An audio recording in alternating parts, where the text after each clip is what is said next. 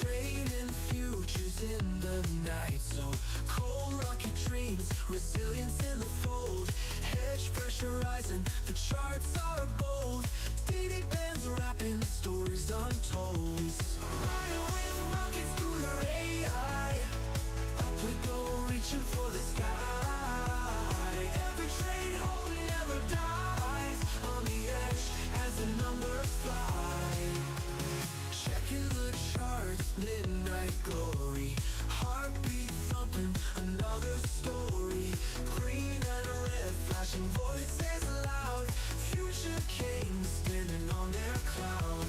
Riding with rocket scooter AI. Up we go, reaching for the sky. Every trade hold never dies. On the edge as the numbers fly. Ascending, mind on fire, never ending.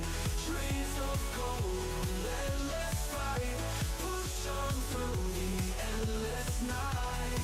Flying with rocket scooter AI. Up we go, reaching for the sky. Every trade, oh, never dies. On the edge as the numbers fly.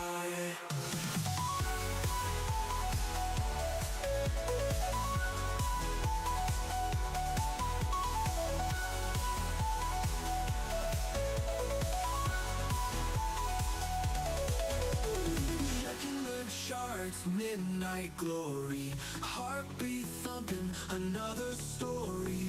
Green and red, flashing voices loud. Future kings standing on their cloud. Checking the charts with their AI. Up we go, reaching for the sky. Every trade hold never dies.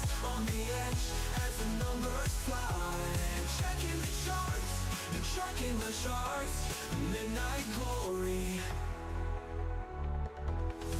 Sanctuary in awe, it's blending. Mind on fire, never ending. Dreams of gold, endless fight. Push on through the endless night. Push on through the endless night. Push on through the endless night.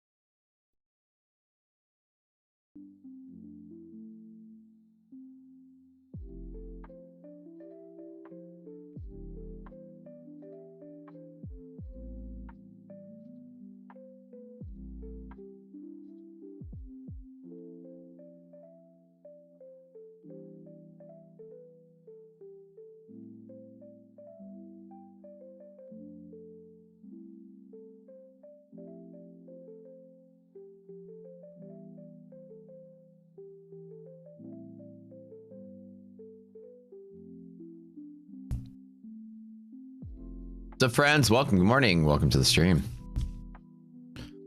What's up? What's up? What's up? How are y'all doing today? Morning, Skeedum, Scoliosis, Market Vision, Kevin A. Ghostly, Christian, Penelope, Mitz, Jules, Fraser, Ryan Wade. What's up? Because of the backyard construction, that's why I'm tired. Yeah, almost done. The fence looks great this time around, actually. Good morning, Jury. What's up? Dawson, Simon, Tom Hall, Slick, Rick, Madam, Volks, Part, Duarte, Lee, Mark, DG, Ryan, Smart Props, Safrana, Heather, good morning. Dynamic MHP was higher last night. I'm up $8,800 or $7,800. I agree. I grabbed something last night. Went to bed.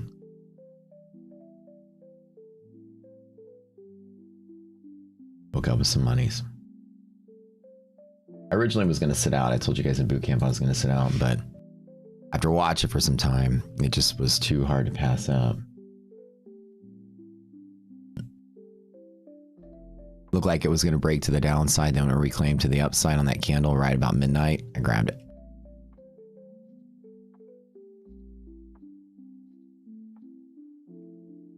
And S&P had like started, actually it was before midnight. I'd say it was like closer to maybe 11. That was up. So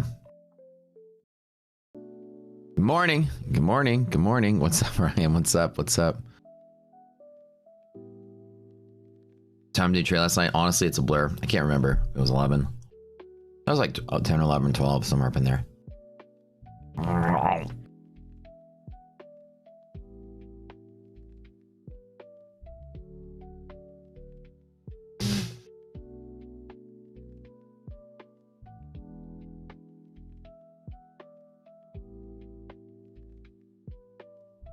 Anyways, let's get to it. Smashing my breakfast down. It's been running a little late today.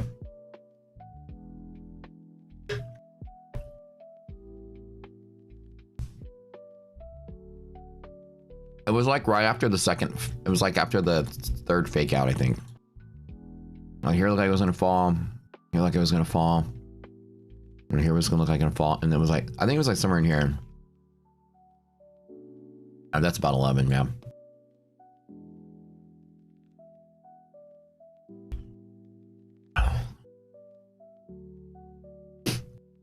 And I set a profit target for each one. Like I had 2 accounts that I was trading, and then this one was set at 6,000. This one was set at 1850, I think. And they just closed out with profit. Just hit it with 2 accounts. That was good. You took it at 10 inch with 2 micros. Yeah, I think y'all took the same trade. We were so busy last night, so I didn't get a chance to like really hang out with you guys in Discord or anything. I just kind of like, oh shit, there's a trade. Let me grab it real quick. Is that a breakfast burrito? Yeah, dude, that's like our quick. We meal prep like 40 breakfast burritos every once in a while. I got them loaded up in my freezer, man. I got like rows of these things. A 1040 overshoot is golden. Yeah, in non-volatile environments, it's the standard rule of thumb. When it's volatile, you have to adjust. Just since we're in that environment now, I'll tell you. 1040 is perfect. When VIX is above contango midpoint, which it is right now, 1718. You're gonna have to kind of take one final, or like one extra step. You're gonna look at the kind of like the 1 minute chart. Just like basically like how far it moves in a single minute is a great gauge of volatility. So what I do is I look for the largest candle in this 1 minute. It's probably this one. And I just make sure it's not more than 10 for S&P. 39 to 36, totally fine. So that I use 10. In periods where like the market's kind of like being crazy, and I kind of look at this one and go 67.05, 67.89. Okay, it's about 15. I adjust and allow for 15 points of overshoot and trade 50% smaller or 2/3 in this position, sorry, I originally would. So essentially allow myself more overshoot if the candles are proving to be a little bit more volatile, and then I'll adjust. 40 to 10 becomes whatever the actual measurement is. But if you don't, if the candles are just kind of like moving up and down inside of a really nice tight range, then 40 is the minimum and 10's the minimum. So in the volatile environment, you guys are going to see me today using it sometimes more, possibly, than 10 and 40. Take an example. Here's pre-market, right? 730 NASDAQ, 020, 080, right? NASDAQ has moved up and down 60 this morning at the 730 candle. So NASDAQ, today, you'll see me playing roughly 60 points of overshoot at the open. You guys got it? Teaching everybody here because Sub-Zero was mentioning how awesome our one strike rule is on stops. So, you know, this morning's sort of news, right, pre-market stuff, proving that there's about 60 points. And this is where the algorithms are telling you. The algorithms are set to provide liquidity at that range. That's telling me that's about the overshoot, right?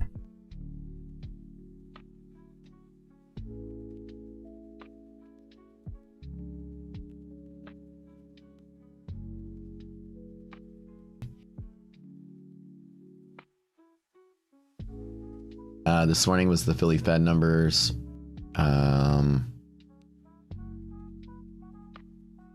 Created a non-event when you move and move back to where you started. It's called a non-event, so it doesn't matter. It's already priced in. Market doesn't care. Okay, yeah. Overnight, grab longs a hedge pressure monthly hedge. I proxy traded. I think one was S&P, one was, I think this one was Nasdaq. This one's S&P. And they just hit my profit target that I set, and then they're dead. They're dead. This position's done. Close out automatically, and I woke up with money. I was excited. Yeah, the overshoot according to Gamma is about 62 points. That sounds about right. So allow yourself a little bit of modification for that volatility, baby. This is a continuation, guys, of literally 6 weeks of winning streak. As crazy as it sounds, I haven't lost an overall trading day. When you add all my accounts together, there hasn't been a red day since the beginning of September. In the middle of that, I won first place in some trading competition. Right now, I'm about to get ready to prep myself to enter that Ninja Trader competition. We're going to bring home the gold there. And don't forget, guys, if you want to go win kick-ass amount of prizes as a team, Tradeify is hosting this Tradeify World Cup thing with $2 million, I think, of capital, or $2 million worth of prizes. The winner gets like 200 grand. I think the second place gets like 100 grand. Third place is like 80 grand or something like that. If the winner is on a team, when you sign up for the Tradeify contest, here's how it works. You need to put in our code as the ambassador code. It's not an affiliate code. We don't get credit for it. It's just ambassador code is you sign up for a team. If you guys haven't seen the announcement, let me give it to you one more time. So make sure you sign up for it. Make sure you sign up for our team, because I'm going to have my own little sort of thing. If you sign up for our team, I'm going to give out some prizes to people for placing from our team, like our best placers. So here's the link really quick. How you sign up, there's 2 ways to pay close attention. You either already use Tradeify, go to your dashboard, it'll already have it there for you to sign up for the cup for free. If you already have a Tradeify account, which means if you go buy any account from these guys, you can join this tournament for free. Join it. The prizes are crazy. $1 million prize pool, yeah. If you don't want to buy a Tradeify prop account, you just want to pay to enter the contest, is $35. But I mean, if you're going to pay something, might as well spend a couple more dollars to go get yourself an advanced account or something. The top 200 competitors in this tournament will automatically go live. This is your best chance ever to go live with the prop firm. I tell you, the probability of going live is so small because it's so hard to get there. I'm about to go live with Tradeify. It's taken me a while. It's just hard to beat all the rules. You have to be like a really great trader and really lucky and all at the same time and beat all the rules. But here, imagine if 20,000, 30,000 people enter this contest and 200 are able to, you know, go live. Imagine if it's 20,000, right? Divided by 200. Right? That's 1 out of 100. So 1% chance you go live. Like they give you money to trade with. So the way that it works is the first round is the knockouts. First week you just trade straight up, nothing happens. Week 2, the bottom 30% of traders get knocked out every day. So they trim the list down until 200 people are left. 200 people go to live. They're given a live account. That's it, live account. And then you trade a live account with real capital, which is the best kind of trading competition. No YOLO, no crazy, no nothing. And you just take that account seriously and you keep that live account and you keep going with it after the contest.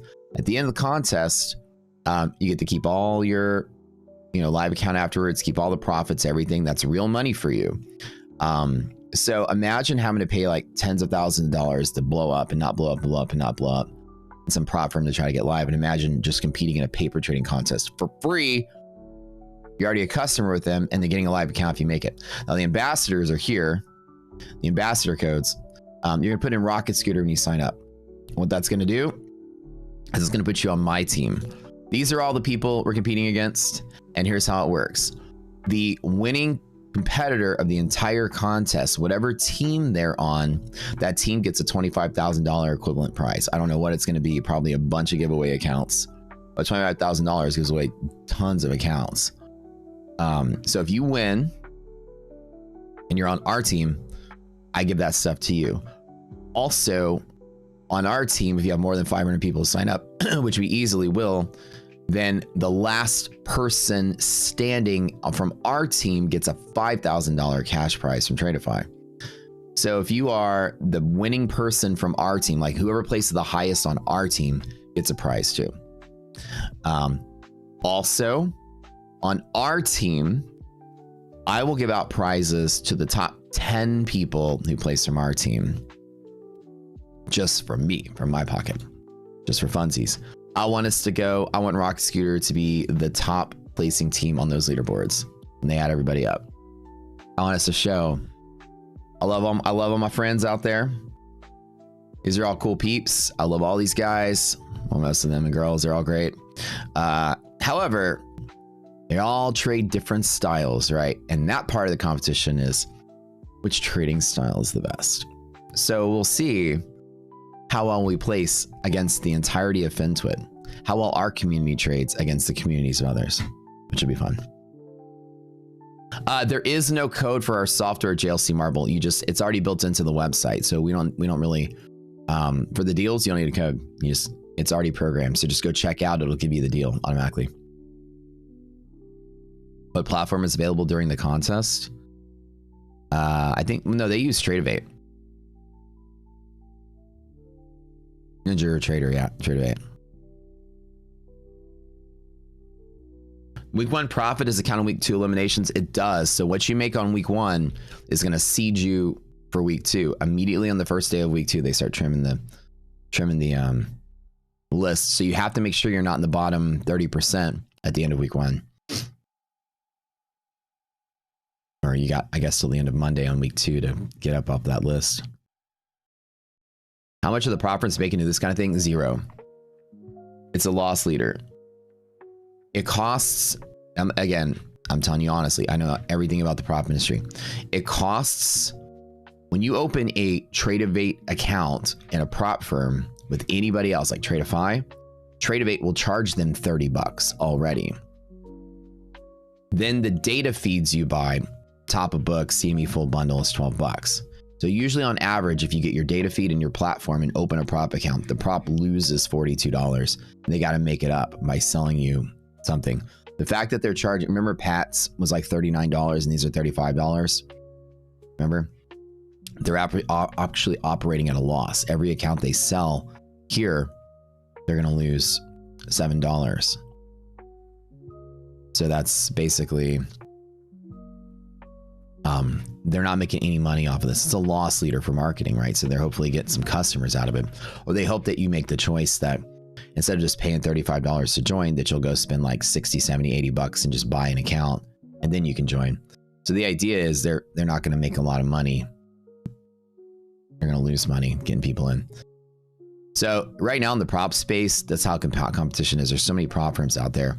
They're all competing for market share. So they're all going to be operating at a loss to get people interested in the products. So they don't make any money on this tournament. Probably. You get some resets, I think, and I think that's where they can make money. Or at least, or not make money, but make money to pay the reward pool. I promise. I've kind of done the math in my head. Hopefully they'll make enough to provide the reward. They're not going to make more than $1 million in sales to get this tournament going. Like Pat didn't make any money for his tournament. It's all done for marketing. You get a couple resets too. And I forget how many you get. Maybe 1? I think you get a reset or 2 resets. I'll have to ask, I forgot.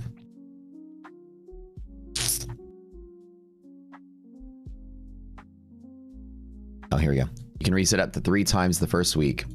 Each reset costs $35. After week 1, you can't reset anymore. There you go. So you can reset up to 3 times. So first week, guys, you know how it works, right?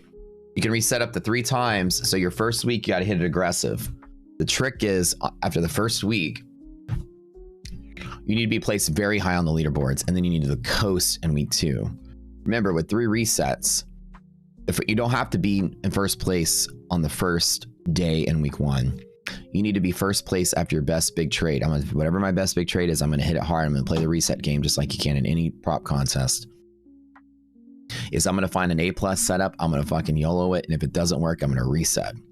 I get 3 of those, and one time, the 90% monthly hedge is gonna work, and that full port YOLO will put me in the top 10 the first week. And I coast through week 2. I trading normal. Play the reset game to your advantage. This is how you win tournaments. I've won plenty of them. Take these tricks to go with you. You get 3 resets. You get 4 chances to hit it hard, full port on monthly hedge to get yourself near the top 10. Like basically safe from the eliminations. Let's get everybody in this chat a live account. How's that sound? You want all 200 live accounts to be here? Let's do that. Remember, the reset game is how you're going to place in the top 200. You can trade it small and make a little bit and end up in the middle, but you're going to have to find an A+ setup and hit it hard. And on your 4th chance, then you can say, well, let me just trade it normal. But you're going to have to use the reset to your advantage. You know what I'm saying? Get far enough ahead that you don't get cut. And so any tournament that allows resets, your job is to hit your best trade as hard as you can right out the door. There's tricks to this stuff. You have to play the odds. There you go.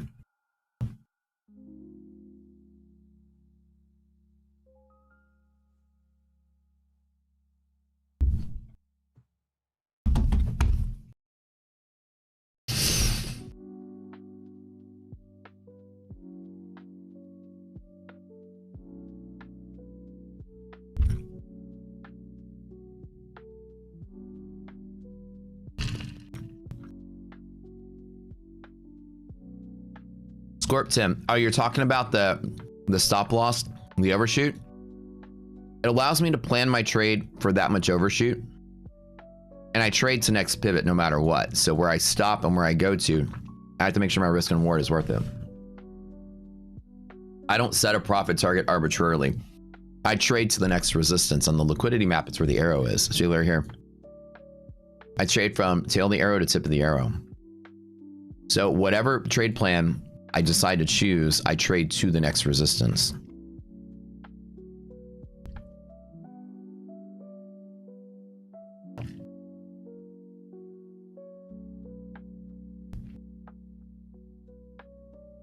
So remember, when it comes to the tournament, I'll coach you guys on how to beat tournaments and reading the rules. This is gonna be a pretty legit tournament. In week 1, you're gonna get 3 resets. So by the end of week 1, you guys better be high on the leaderboard. Week 2 and week 3 is going to be straight trading. There's going to be no gimmicks there because you can't reset. And we hit the live account. You're going to want to take it seriously. So remember, you got your 90% pivots. Hopefully by November 2nd, which should be good. Let's analyze a step further. Hopefully by November 2nd, we should be in a new VIX territory, right? So we're going to know if the market's crashing or not. The hardest part would be if November is a month of crash, like this just blows up. November's dead. That's gonna be a really hard competition, but what we want to see, which is next Tuesday, on the 21st, we roll into a new VIX contract, and hopefully between the 21st and the 2nd, VIX is below BBB. If VIX is below BBB, then you guys know what's gonna happen. You're gonna get nice long A+, 90% pivots, perfect setups, and you'll be able to just hit them pretty hard and let them ride. So we got a bull market. I expect all 200 live accounts to go to you guys. Y'all better not be not getting those things. How often do I hold runners? Usually every trade. Like, I'll try to get at least 10 or 40 points, you know, or whatever my stretch is with the bulk of the position, and then hold a runner to next pivot.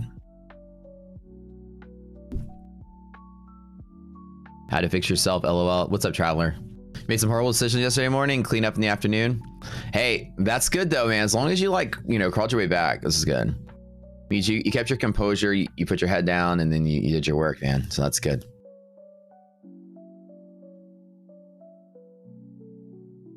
So he wants to trade micros on Apex 300K account when it pass eval as quickly as possible, no messing around. So the best strategy I use for passing evals is to wait for non-volatile environment, which this doesn't qualify. Then I take long only trades of strong pivots and I just hit them with a medium to hard position. ProBus members have access to the bootcamp classes. Yes, sir. Wisdom King, you got it. You can. Tournament starts on November the 2nd.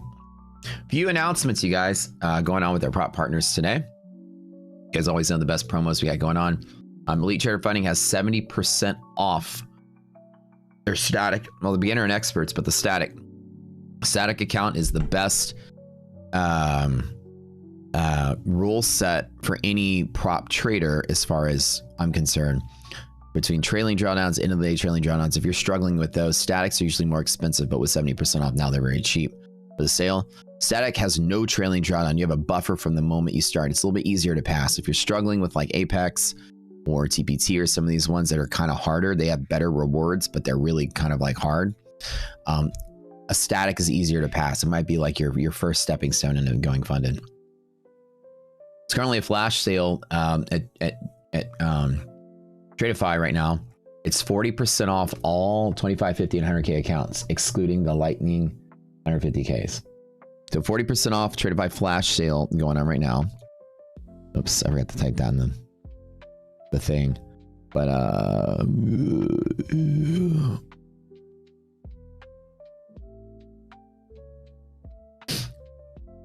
excluding, yeah, the 150K. So any 25, 50, or 100K accounts are 40% off Tradeify right now. The Flex add-on with My Funded Futures for Scale is here, meaning that Scale gives you a big fat payout of $6,000 rather than $1,500. 4 times the amount. I'm going to hint at something. My Funded Futures has something cool coming down the pipeline. This is a hint along the same flavor. Continuing on, stay tuned. Can't tell you about it yet. So it said 15% off Rapids and 25% off Legacy for first-time users of Funded Next. That's my favorite prop firm to trade with, by the way. That's who I'm trading with now on the screen. That's the big fat ones there. I'm in the Legacy accounts that are uncapped payouts. I'm going for a 100K payout just to show off. Actually, 130, I think is what. I want to be the biggest payout Funded Next Futures has ever given out in the United States, just to show off, just because I can. So I've got 100,000 plus buffer in these accounts. I'm going for 2, so I can get half of it out as balance. 250, I guess. 260. That can be the biggest and best, just to show off. I can take 50, whatever K now if I wanted to. Not going to do it. TPT, 40% off. Big Profit Trader. Apex is 80% off all evals and then 50% off the lifetime recurring activation fee. That's all our prop partners. And you guys, if you use our code with our prop partners, every time somebody spends $1,000 with our prop partner across any firms, it doesn't have to be one, just total, you spend $1,000 cold hard cash with props using our code. You enter to a drawing at the end of the month, which is going to be in about a week and a half, or no, 2 weeks. The last day of the month, we do giveaway bonanza. We give away 1 lifetime membership to 1 person. It's a $4,000 lifetime membership here. To 1 person who spent that much with our prop partners. We like to think that if you spend $1,000 with props, either A, you probably are down on your luck, or like, B, you might, having a bad month or whatever. B, you might just be buying expensive prop firm. Either way, if you're like down on your luck, we thought it'd be cool to give 1 lifetime giveaway. Hey, you spend a lot of money at the props, let's teach you how to trade. You're having a hard month, here's a prize. That was my idea, by the way. So 1 lucky person every month gets lifetime Rocket Scooter, which is access to full tools and bootcamp for EBA. Tell MFU to get rid of the consistency for challenge accounts. That'd be nice, right? Yeah, ETF is Elite Trader Funding is 70% off of statics. Have I ever had a problem with overtrading? I did when I started. I didn't know as much as I do now. Now I have statistical evidence for my setups. Because it's statistical, I don't have to overtrade. I just don't trust anything that's not a good setup. So that prevents me from trading extra when I don't need to. So knowing that I have like really strong pivots to trade off of, I just wait for them. And I trade them every single time, which means I trade a lot, but it doesn't mean I'm overtrading. I'm trading exactly the amount I need to. So when I started finding something that works and just sticking to what works for me, then I'm too scared to do anything else. Like I see the market like moving out of balance. I'm never like, let me jump in on this, because I've learned over the years, if I just don't take my setups, then I'm just flipping coins. Hey, Mike, what's up? Hey, Mike, I wrote you back yesterday, dude. I saw your message on Twitter, right? That was you. I'm curious because I'm thinking about joining the bootcamp. What kind of run rate and what kind of R&R you typically look for? Yeah, so certainly my current win rate, log in here.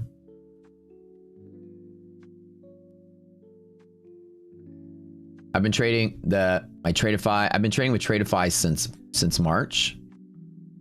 1 second here. Let me load up the journal here. For the year,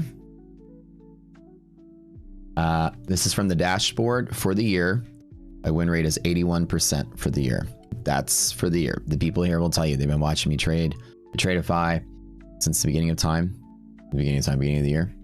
I'm currently, my strategy was to put a lot of buffer in those accounts. Like I had a really cool, interesting strategy. Was that for $9,000 first time profit target? Instead, I blew the consistency up on purpose. My first profit target I made was like 25,000 bucks per account because I was making like $5,000 a day. I was blowing up at the start on purpose to put a buffer. It took me a while to get my first payout, but then I had a $25,000 buffer after the payout to make, you know, 4,500 and then now 3,000 each account. Some of them are still busted consistency though, but for the ideal ones, some of them I'm just making, you know, I just need to make $600 a day with $25,000 a buffer. That genius strategy keeps me from blowing it up. So I've been babysitting those same accounts all year at 8% win rate. Now that's me. People here, he was asking in Twitter about the boot camp. Those of you that taken the boot camp, he wrote me a little story about kind of like, you know, I've taken boot camps before from other people. And I felt like when I took the boot camp, I immediately felt like I was scammed. I could really find out the person was absolutely a fraud. And I completely tell everybody here, question everybody, including me. Those of you that have taken the boot camp, you mind dropping a nugget of information to our new friend here that's asking about it? I hate like being the person. I don't like, so Mike Jamali asked about it. I'm not a big salesman for my own stuff. You rarely tell me, guys, go buy Rocket Scooter, buy it now, buy it now. I don't even sell my own product that hard. But so I don't like telling people like, check it out. It's awesome. You know, I like let other people speak for it. So, everybody here is probably taking the boot camp or is taking it now. Leaning towards the same mentality on relying on your pivots. Yeah, just Ivan, that's it, man. Just rely on your pivots. If you see something developing and it looks like it just spontaneously took off, like the first feeling you always are fighting, like, should I get in on that? And that should I get in on that is a rare thing I ever do these days. If I couldn't see it ahead of time, then it's not worth taking. It's a very good piece of advice to take. So if the market just spontaneously starts moving, you can't say, oh, let me get in on that. There's some news that pushed it. If you didn't see it ahead of time, then there wasn't structure for it. The market's shifting very quick, and that's not smart trading, right? The smart trading is the stuff that you can see ahead of time and just act on it. The easy part. And so I don't usually get that FOMO feeling a lot. Yeah, so the boot camp, worst thing you'll ever be out, Mike, is that you'll be out $1 a class, so you'll be out like 20 bucks. But the idea is the boot camp teaches my three pillars of trading, which is trend identification, risk and position management, position sizing specifically, and market avoidance strategies. These are all part of it. The method I teach is statistical, so there are certain statistics that things happen. As a rule of thumb, today, 90% of days. Actually, well, let me double check. Let me tell you the numbers when the actual, this one's kind of flat open, so it's gonna be kind of a hard determinant. 88% of days will close between these green lines, number one. Number two, only 4% of days will break to the upside and 8% will break below. So we use statistics. These are structure points based on margin requirements. It's a whole thing. The bootcamp, some people will tell you, you can read the reviews yourself on Rocketplace.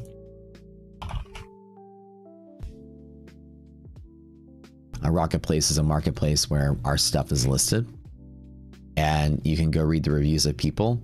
These are people that you'll see in chat, and this is what they bought. So this will tell you they had to have bought something to leave a review. That's how this website works. And you can just go here and read all the reviews, as people have been taking the boot camp since we started a year ago. And everybody leaves reviews here. You guys, nobody's left a review in about a month. If you've taken it recently, feel free to leave a review. Honest reviews, of course. No. You can say something bad. I wouldn't care. But say something honest. You thought it was 1,800 bucks? Oh, no, Mike. No. That's 20 bucks. Like, we're kind of like, we're those kind of people that hate people that sell trading courses. Ours pays for the 2 employees that I hired to manage the materials for the course and make the videos for us. So I don't make a dime off of selling a trading course. Purposefully. I think that's a thing unprofitable traders do. It just supports the employees of the company that work for that portion of the company. $1,800 is a yearly subscription to the software, to the Rocksuiter software platform. So the software has a price. Bootcamp is $1 a class. Because I like to say fuck you to everyone that sells a trading course. I'll give the best thing out there and it's practically free. And somebody just bought it for you, so you don't even have to worry about it now. Guess what? Your choice has been made for you. Thank you, DT. So DT decided to buy your boot camp for you just to get you in it. Love you, man. I appreciate that. So guess what? I'll see you after market. Get with our guy Slacks. So go to Discord and look up our admin Slacks. Mike, you're in the boot camp. Congrats. You're gonna love this community, man. Y'all are so cool. I'll match your donation. I'll donation. Beat you to it. Jose was gonna buy it for you too. Y'all are so nice. All right, so now to let you know, we are already like 5 classes into the 17 classes.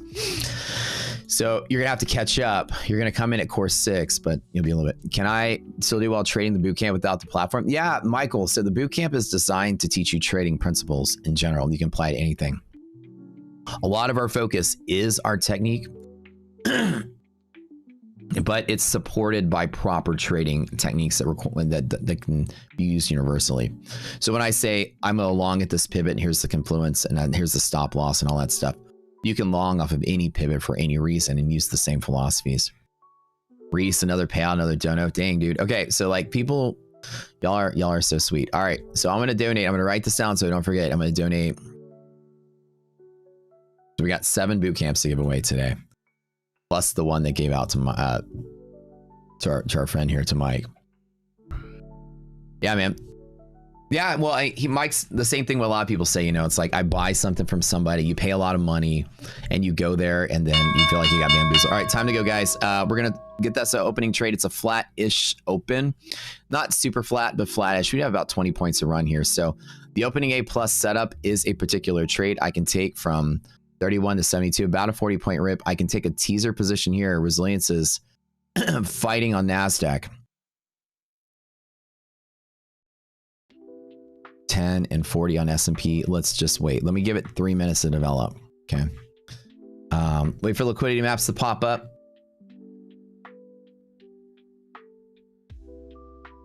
All right, let's get ready for this. Oops, I'm not even. All right.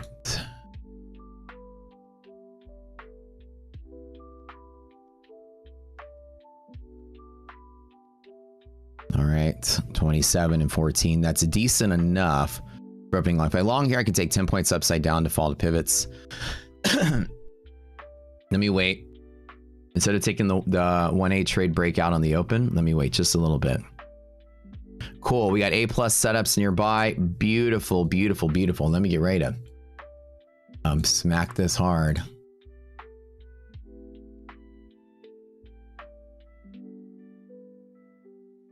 Ooh, but we're below MHP though.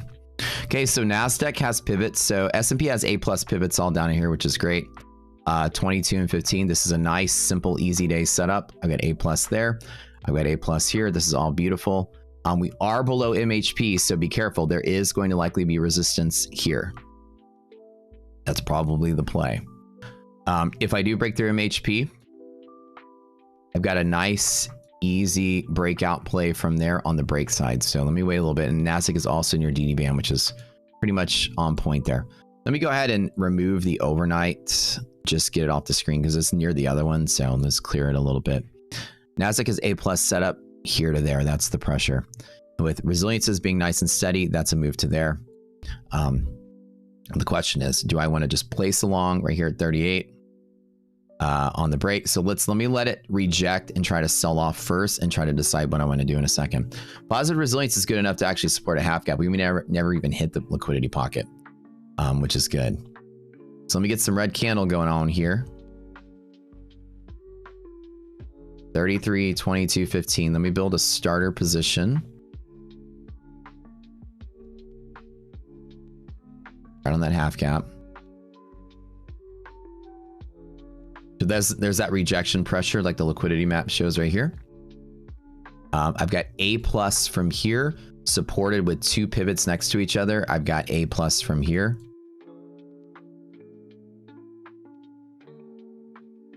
You guys know I take every excuse to be a bull. So if we break through MHP to the upside and create trade number 4 setup gamma squeeze, be a fantastic setup there. Nasdaq's a little tougher because Nasdaq is kind of nearing the end of its line here, but also looking pretty solid. Let me let it pull back first. If we lose this, market's dead. You guys know the drill there. All right, so let me build a starter position here on S&P. Just one account, one contract. I'm going to add to it here, here, and here. One contract, one more there, 3 more, 2 or 3 more there. I'll get up to 4 contracts here on this beautiful A+ setup. Let me make this trade in a couple of places as I fall.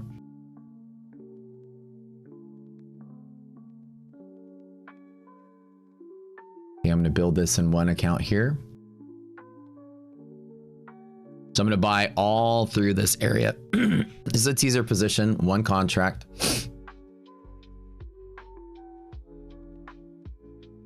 Let's get to those A+ though.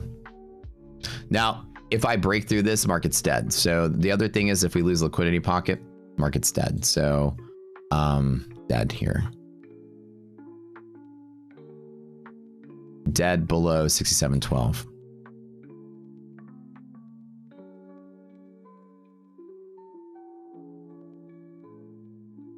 Oh, as a matter of fact, let me pull another DOM on as well. I'm going to play it on this one as well. All right. That account is going to lock out at $600. So it'll close the position out early. This one has more room to run. All right, I got that in a second account there. I got it another account up here.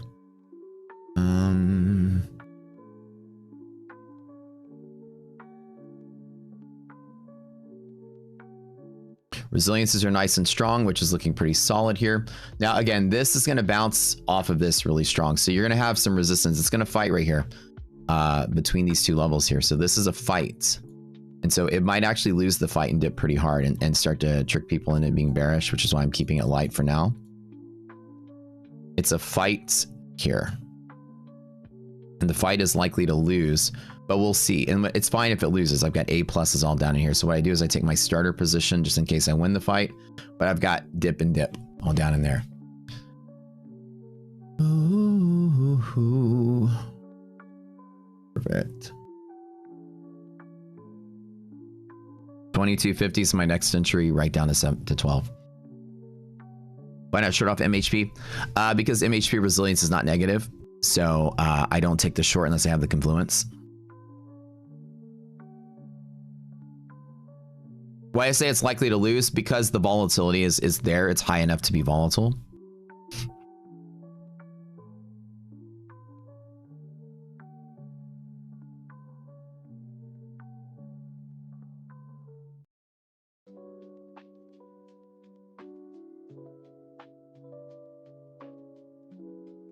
We open below, it stays below.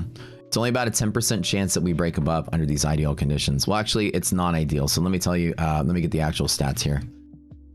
Non-ideal to the bear side. It's better for the bull side chance. So let me pull up the stats really quick. Go to the boot camp here. Top of my head, I forgot the stat of this one. Here it is. MHP break is a 27% chance of break to the upside under non-ideal conditions, under all conditions. So 27% chance of break And with more ideal conditions, it goes up a little bit. So it's roughly probably about a 60-40, I'd say. We don't have the actual stat for percent break when it does say bullish, but you can see that the probability that it does break and come back down or break and keep going under all conditions is 47%. 47% of days are likely to at least break it, if not close below. So that's the combination of these two stats. 20% of days will break it at least one strike distance and come down. 27% will break it and keep going. So when you add those together, 47% chance we get some kind of play before it tucks back down. So because it's a coin flip and because the resilience is positive-ish, I take the trade to the long side. Do you guys follow? Make sense? That makes sense? I'm choosing both. I'm spreading my risk out between a couple of instruments. I got NASDAQ going on here at the open. In one account, I just grabbed NASDAQ right here on the dip in this one account, and then I grabbed S&P here in this account. So now I've got long in just 4 accounts, and it's quite small. So I'm gonna let it ride.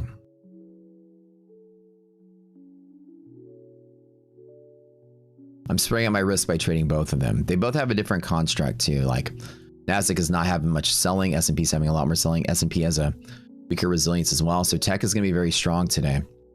Remember, I think that the fight, when you open below MHP, it's going to try to reject. But it is like a 50-50 almost sort of thing under all conditions. And when you have confluence to go with it to the upside, it tilts this in favor. We likely think it adds like 10% more. We don't have the back test of MHP breaks when you're below it. I think Ian might have that info. They've been doing some back tests on this, but roughly it's like not a high probability that it breaks and keeps going when you have the support there.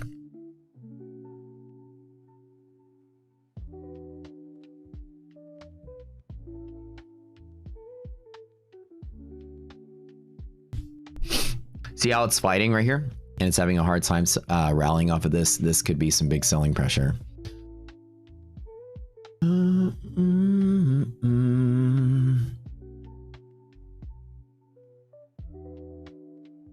So 47% we do get a break and at least some kind of play. Plus or minus, you know, or plus some kind of probability that it does break over with the MHP res support. So we like to say it's greater than 50% chance it breaks. That's why I still kind of take the long. But even though it doesn't break yet, it could easily fall down in there, which is what I want it to do. This is ideal for me. This is ideal setup. There, then I can just add to a bigger position.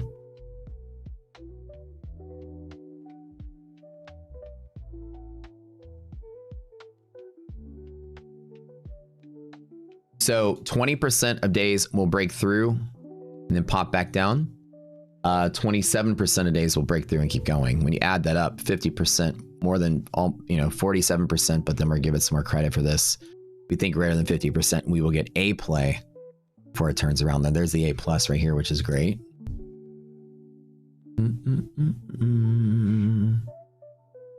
Excited about that. Tapping that A plus, baby. Get a little bit lower so I can grab some more there. Grabbing a couple ESs here.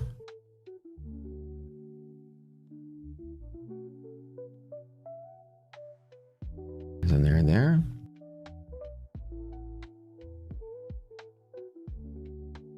Add one more there.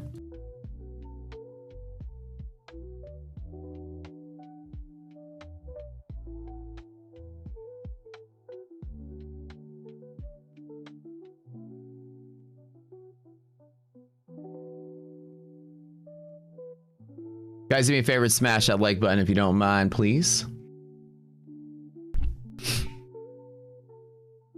Risk and reward, 2 contracts down to where my stop will be. Basically all down in here. I can be down 15 points on 2. That's about a $1,500 loss just on this one account, which is totally fine. And I can get some other place. I'm not putting all my risk on the table right now. And the market dies. So we're gonna watch the S&P today. NASDAQ doesn't really have any like dooming structure here, but S&P is right on the edge. The market is dead down in here. Let me repeat.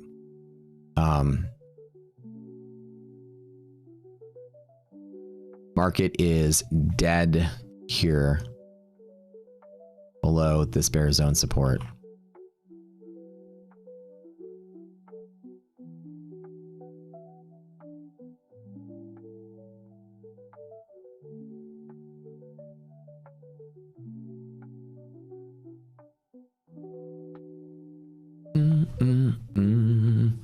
Pretty straightforward 1A trade open on Nasdaq, which is good. My Nasdaq is doing all right.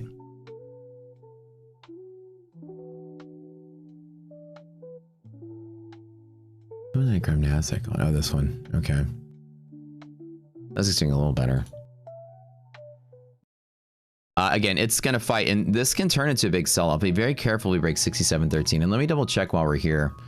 Let's look at the monthly maps really quick, because that's going to be a big part of today's assessment. You know, where's the limit? Obviously, you want to see where that bear market limit is. This is also a longer term structure. Currently so it's going to be 600 again, right, for today. Well, actually, maybe not just today, but it's kind of where it's just 600 is today. And the other like bear structure for the remaining part of the week is almost down at low. So we're not going to get there today unless the market just absolutely crashes out. So that's good. 600 QQQ. And this technique, you guys went to the monthly maps bootcamp class. You'll know exactly what this is all about.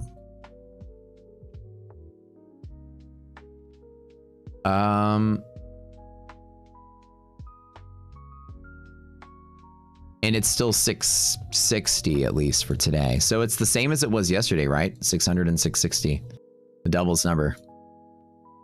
All right, so we're good there. There we go. Let's get that trade. Let's looking sexy. Give me the MHP. Let's go. It'd be nice if it would break it. Normally, I would take the scalp to there and trim out and close out. This could be a big resistance where it does sell off. So this is the fight again, the fight area. Gamma's over here. Do not short. Gamma's like, don't be scared. Let's get the break. Let's get a 50% break chance. The confluence number, this orange line is certainly positive, getting better. Resilience is better.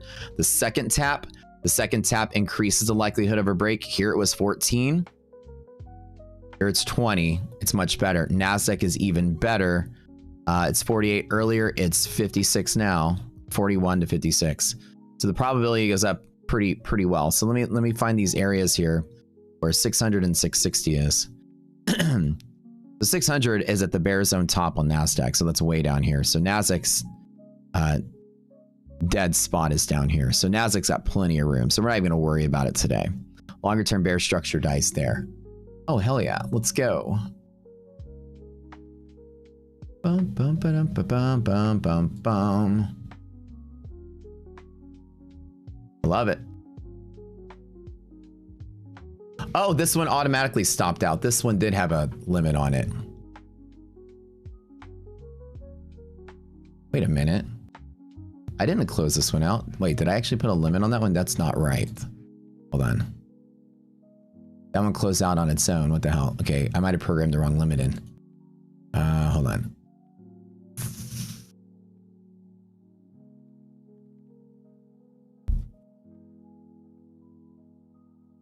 Oh, no, that's right. That one does have a limit. That one's limit is 900 bucks. Oops. Okay, well that one closed out on its own. Okay, hold on. Let me take some profits here. Bear breaking MHP. Gamma said, don't puss out. Let me lock some of that in. Cool deal. So yeah, that hit max target, so it closed out on its own. Let me get the one I still got open. That one's programmed to close at 900 profit. I thought I had the other one up the screen. That's why I thought this was the one that closed at 900. This one closes at a little bit higher. No, this one also closes at 900. Damn it. I thought I had mixed up my accounts, so well, it's fine, whatever. Okay, I took profit on everything except for this one runner. I closed out every single thing that I have open minus this one runner right here. So this is the tally for today. Not a bad stretch. I'm keeping one account open.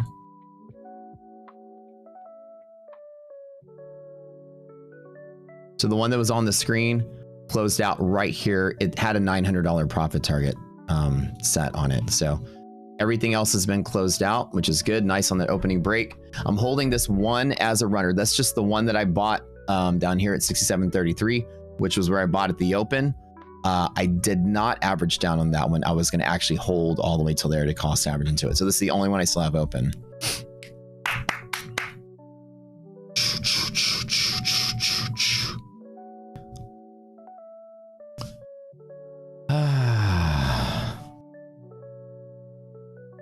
Watch. And then again, there's a 50%, you know, break chance.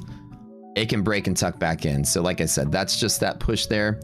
Let me go ahead and clean up some of that. But you see what I did? I took profit because it opens below. It doesn't necessarily want to break below. When I got that big candle, I closed everything out except for one and left a runner. And that runner is now flat. You see how that works, guys? So I've locked in over 10 G's already.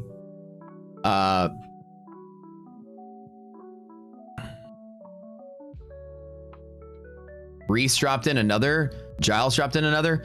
Wait, you guys have been donating like, hold on. Giles dropped in. Let me contribute to you, Matt. Please check Discord DMs. Okay, so now we have 11 boot camps to give away. Thank you guys. That's really sweet of you. I didn't even see Giles's message, man. Thank you. So we give away 11 boot camp seats. Previous classes are recorded. Yeah, they are.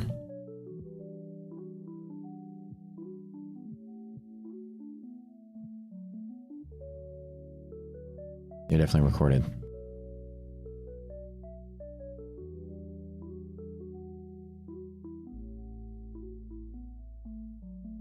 So Mike, Mike Jamel, did that answer your question, bud? Like watching some of the trades and the setups and what we teach here? Hopefully that's insightful for you. People answer your questions and then you get to see my trading style with the percentage and probabilities and stuff. I gotta teach you how to lose money or consistency. Yeah. So even if I'm wrong on this one runner trade, that's it. That's this guy right here. That one, that's this one when I took the screenshot. So if the market dies out, I'm down one, I'm up a bunch, right? So it's good deals, good deals. Like I said, we got some decent A pluses underneath this. Market should hold pretty well.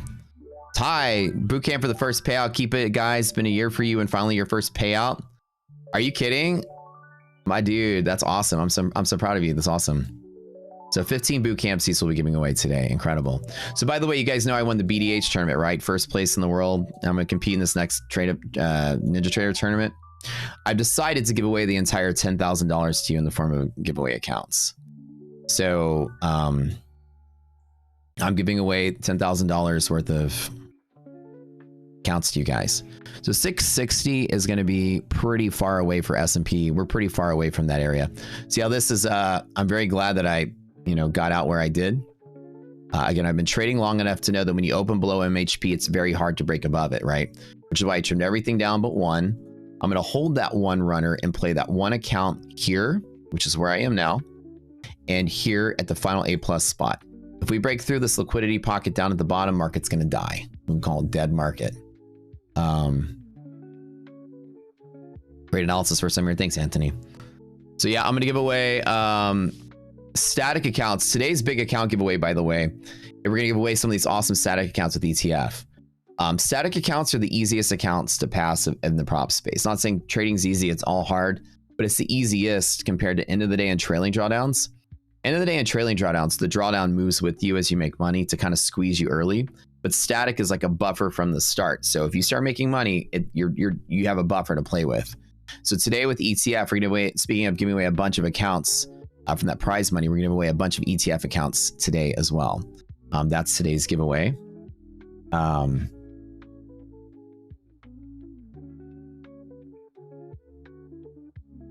Wait, no, that's tomorrow's giveaway. It's not Friday yet. Wait, are we giving away static accounts today? Hold on, let me read my notes here. Today or tomorrow, Kaizen? Hold on. I thought today was Friday. Oh, you're offering if I want to get, oh, he's asking if I want to give away static accounts. I'd love to give away static accounts today.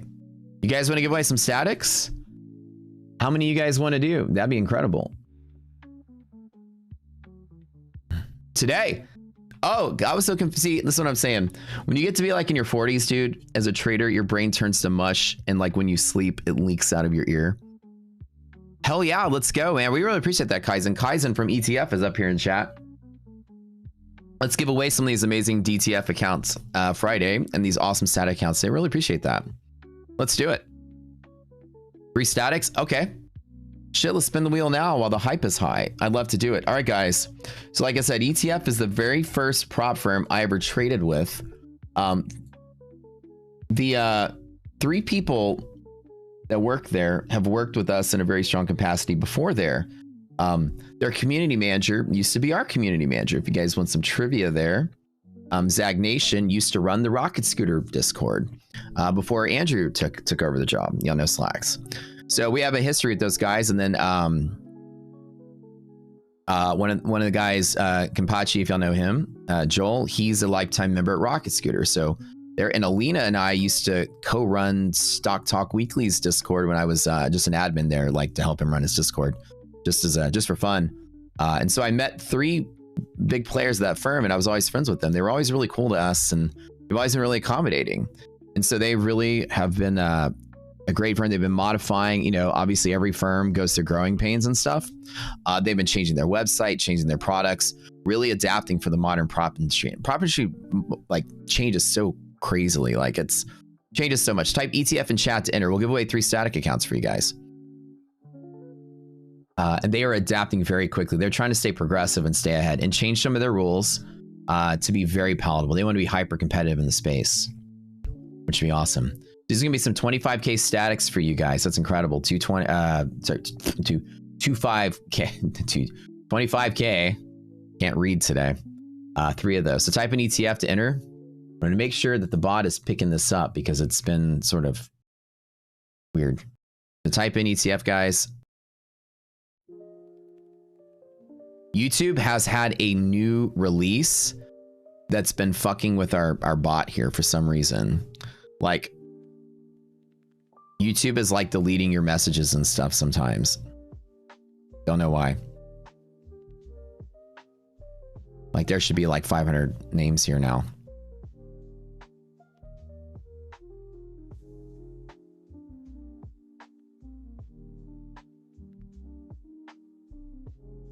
There we go.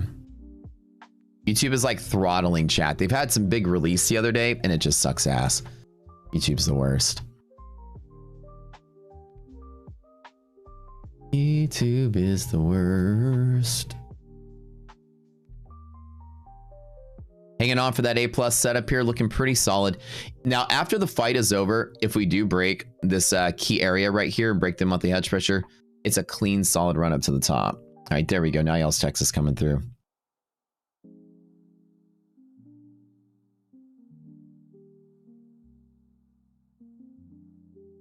I'll give it like 5 more minutes so I can pick up everybody's stuff. When are we going to move streams to a different platform? It's like, I wish there was a better place to go, right? YouTube is where we built all of our socials. So unfortunately, switching to YouTube would be like devastatingly bad for engagement. We have this like perfected SEO optimized YouTube funnel thing going on. We show up on people's feeds naturally now. We've paid the money to invest in proper SEO. So starting over would be silly. Well, we could go to like Twitch or Kick or something, but that would just be brand suicide. There's no community. Like I streamed on Twitch, co-streamed just to test it out. Like 3 people found us. Nobody goes on Twitch to search for day trading. There we go. Here's the fight again. Same spot. I held on to the runner through all of this. Hello. Howdy. Can you take the rest of my burrito? I will. Ah. I always bite in half. Yeah. Don't close off. You're so funny. You want the burrito or you want this? Because I know you can't eat both. I'll keep that. Thanks. You'll keep this? And No, eat this? no, you can have the burrito. Oh, okay. Hi, everybody. Everybody say hi to iDoc. Hi, everybody. The world's most expert fence builder. I want it to be done already, guys. I didn't realize labor is a thing, and then there's materials that they tag on after as they're building. I'm like, damn, you gotta have a big bankroll if you want to do landscaping, because they're not gonna give you like an all-inclusive price, because the other additional part is I mean, it could be anything. Yeah. Like 4K here, another 3K for porcelain or pavers. I'm like, what? Yeah, it's always like, yeah, I looked at my bank statement last night. There's a $2,000 purchase at Home Depot. What was that? Lumbar. Oh. Lumbar? Extra wood lumbar. Extra back.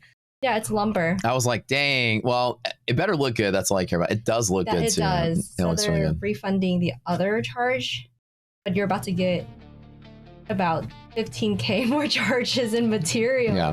What? No. Yeah. All right, guys. ETF, static accounts, right? Static accounts, let me give you the and this is Rogue of the Lamb's Whoosh Like a Lion song, which I haven't even listened to it yet. I'm 100% convinced it's going to be a banger. So your traditional prop account, right? When you're trading, you have a zero spot and you have a drawdown. Typically, as you make money, drawdown will trail with you, and a trailing drawdown, it follows you the whole way, right? And then at some point, it usually stops and becomes static. Trailing drawdown trails with the high of your account anytime. End of the day drawdown trails with you once a day like this in the same capacity. But a static is static, period. When you're at zero and you're making money, it doesn't move. You have this huge fat buffer where you blow it up. What I tell people is like static is the perfect practice account for the prop space in general. Very few people have them because they're risky for the prop firms. They're easier to pass. So not a lot of people go to a static model because they don't really likely, obviously prop firms want to have a challenge for you to pass. So the harder ones usually are what are less expensive. So static is a great place. If you're struggling everywhere else, I tell people, try the ETF statics. It's the best way to get started. They call it the beginner account. It is the easier of any prop firm account to trade. And we're gonna give away 3 of those. You guys can check it out.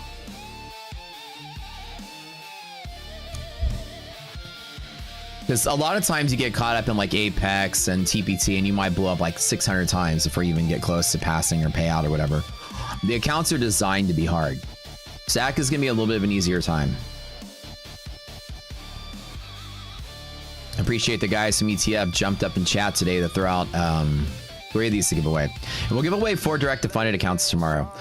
Like I said, ETF has been very progressive. They've been modifying their offerings, their rules. They have a bunch of big changes coming down the pipeline to streamline even further and to create some better and cooler experience for you guys. But they've always worked close with us because we just have 3 really close friends in that company. We've always just been friends with them. That's why I've always supported them, because they're just, I know they're nice, honest people. So, in the prop space, it's always hard to gauge like who's who, but I'm like, Jason worked for me for years, man. He's a class act, man. He's like Mr. Honesty in this industry. All right, good job, shout, first winner. So they listen to suggestions we have and stuff, which is really neat too. The first firm I ever traded with, and the first firm I ever went live with, by the way, I did go live with ETF as well. So they have a quality live program, daily payouts, etc. It's pretty good. If I give each of you an account, it'll add up to 10K. Nice. That's a pretty ballin' song, dude. I love it. Here's a song, an ode to Matt's backyard. So it looks like we're kind of losing the fight here. When I told you there's a fight below monthly res, there's definitely a fight here.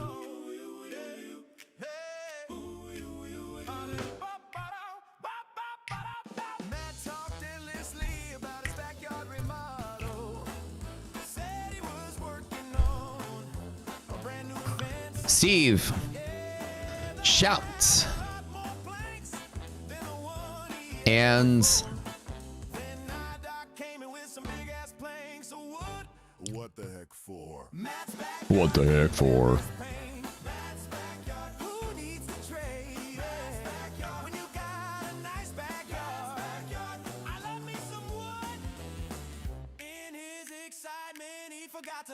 Appreciate your story, Matt. Matt says he's blowing up 12 property values, no passes. Remember, the Trader 8 has sim trading for $12 plus news fee. You only trade NQ and ES related futures. I think, can you also sim trade on TradingView for free using their free data? Ethan.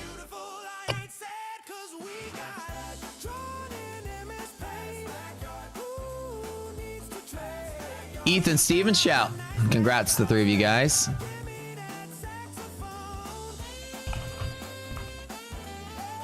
Y'all are gonna really enjoy static if you've never done it before.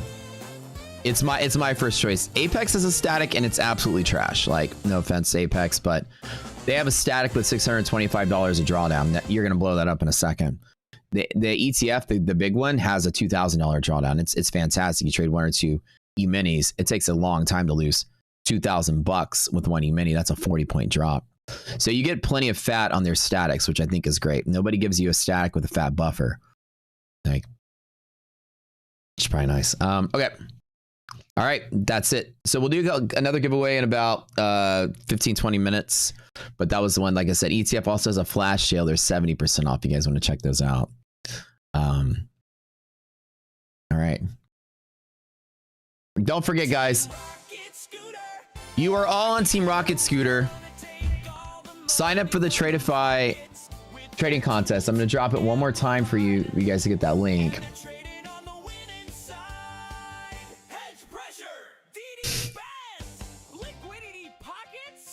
Liquidity pockets.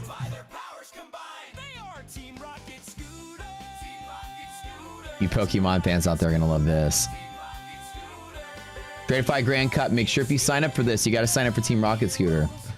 We're going to win this. I'm giving away a bunch of prizes. Let me tell you the rules of this, okay? How you do giveaway? Yeah, the giveaway's over, but you'll have to be here for the next one. I'll tell you how to do the next one when it's time. Looks like we're pulling back down to my other A+ setup. Okay, so Tradeify is having this huge tournament. World's biggest futures, the Tradeify Grand Cup, biggest futures trading competition ever. $1 billion in prize pool, $200,000 for first prize, 100 for second, 80 for third. It's a competition on a leaderboard of you against everybody trading, but it's also team versus team. They hand selected 17 people to act as ambassadors to have people on a team. Now, let you guys know, just full transparency, I don't get commission when you put my code in to enter this contest. I don't make a commission on this whatsoever. What we do get, the reason the teams are important, is when you do sign up for the contest, you can join one of the teams. The teams get prizes if they win. So you can either A, join the tournament for $35. The link is in chat. Or if you already have an account with Tradeify, entry is free. On your dashboard, you'll see where you can sign up. I did it yesterday. When you sign up, an ambassador code, type in Rocket Scooter, you join our team. If we have 500 people that sign up, then the winning person on our team gets $5,000 prize, whether you win the tournament or not. Another thing is, if you win the tournament and you're on our whole team gets $25,000 of prizes. And another thing is, I'm going to offer you guys a prize, is that the top 10 people on my team will get something fantastic as far as a really good prize goes. Might be a funded account with Tradeify. Now, this tournament is pretty cool because at the end of the day, 200 people will go live. That's the best part. So it's a free entry if you're already a customer, and 200 people will go live. If you're the top 200, you get a live account. That'd be the quickest path to live for any of you guys will ever do. But also, as much as I love all my friends here, we're going to go out there and show who's better, right? I want Team Rocks here winning that. I want our name. I told Dan, I said, you guys should make a leaderboard for each team, like which team's total or normalized, like the average per team is the highest. That way we can all talk shit to each other to make it more fun. In a fun, sort of playful sense, you know. They said, he was like, how do we know which team is better? He's like, we don't have it. I was like, oh, you got to make it, man. That way we can all like bust each other's chops on socials. So, he's like, yeah, that does sound like a good idea. I was like, I know. That'll make it more fun. That way we can team up. I was like, Uncle Bugatti and Grandpa Maserati against, you know, Rips and Lumi or something. Like we can just like have teams of teams. Just that we can all just have fun with it. Like which crew is better, you know, or something like that. So sign up for Rocket Scooter. Yeah, like in a playful sense. Like everybody there are friends. We're all friends with each other. Like, nobody really like most of these people I know. Like, I've known them all for a while. And we would just like, you know, because it's just like it's kind of like, remember like The Voice, that show where they would each pick a singer and then your singer against their singer and you're like talking shit to each other, like who has the better singer. It's kind of like that thing, you know, just in a fun, playful way. But also we get to show off, you know, Rocket Scooter against everyone else's methods. In a more serious sense, we get to see how good our stuff is against the trading community because everyone else out there teaches different trading methods and stuff. So be cool to see, you know, that top 20 on that leaderboard, man. Team Rocket, man. I'll be up there with you guys. You know what I'm saying? This will be the first time we as a community get to go up there and wreck it. Now I'm going to teach you guys before the contest starts some trading strategies on how to win at a contest. There's a different layer to a contest, not just regular trading. And I'll teach a special boot camp where that contest starts to give you some tricks and tips. I've won 2 trading contests this last year, first place. There's some tricks on how to win a contest. There's some strategies you can do that increase your odds. We'll talk about it when it comes up. Market's acting like it did before the last 2 Trump tweets. Right, it is. And the fight area is kind of like losing steam, right? That's why I'm just holding on to one just in case. The A+, it's definitely wanting to hold liquidity pocket here, right? The fight, I don't know where that arrow was, but the fight was there. Do you guys see how when I wrote the word fight, it's definitely the fight? Y'all see that? Those that were asking about our style and system, it's basically designed so I can draw my chart. Exactly what I drew is exactly what's happening. You see what I'm saying? This is what you do with Rocket Scooter. It's a planning tool. I'm able to draw. There's a fight here. I know that on basically there's about a greater than 50% chance we do break to the upside to get some kind of play. In general, the probability to close on the upside is roughly about, with the confluence to go with it, is roughly 40%. I think it's 27%, and we'll give it an extra 10 when you have the confluence.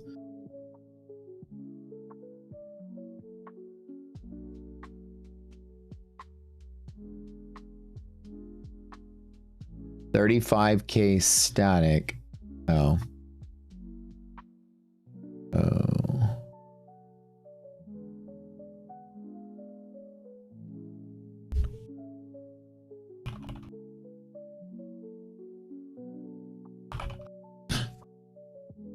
So that's where the one contract that's just taking the beating. I'm hanging on to it. I'll double down right here at the A+, which you do have a lot of support down in here, which is good. Nasdaq's sitting there holding the open is interesting to see this. This is definitely not that bearish. If it's not falling off yet with resilience still being positive, it's pretty good. I might start playing this in one more account on the S&P front. Let me try here. Okay, I'm going to add 2 contracts S&P in one account, so hold this runner here.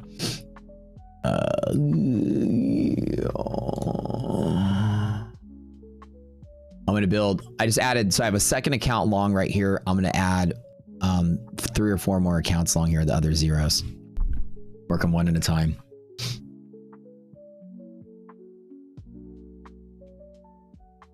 Okay, while I'm waiting for this, guys, do me a favor. We're going to give away 15 free bootcamp seats because we had some donations from the community that wanted to buy bootcamps for each other.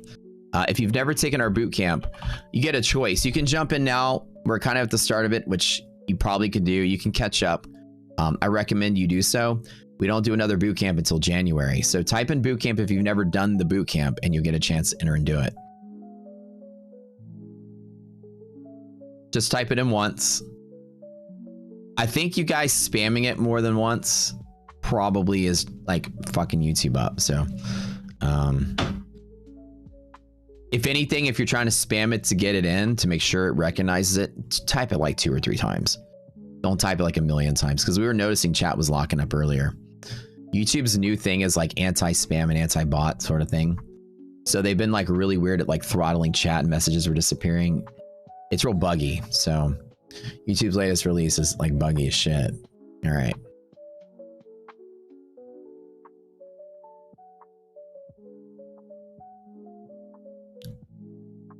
I'll give y'all about 5 more minutes to type that in.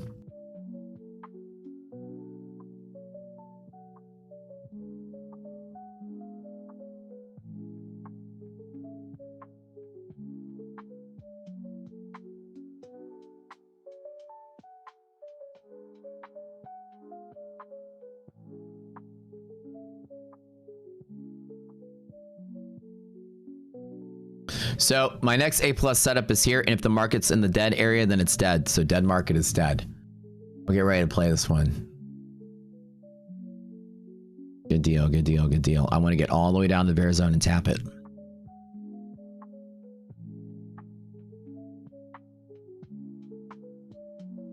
Can you donate if you win? Don't enter. Like I told you, don't enter, because there's no way for us to kind of do that. Like, if you want to win and donate it to somebody else. Oh, I see what you're saying. Yeah, that's fine. That's fine. My bad. I was like, you can just not enter if you don't want to keep it. So you have like a friend you want to enter on behalf of. Yeah, that's totally fine. I'm okay with that. Yes, sir.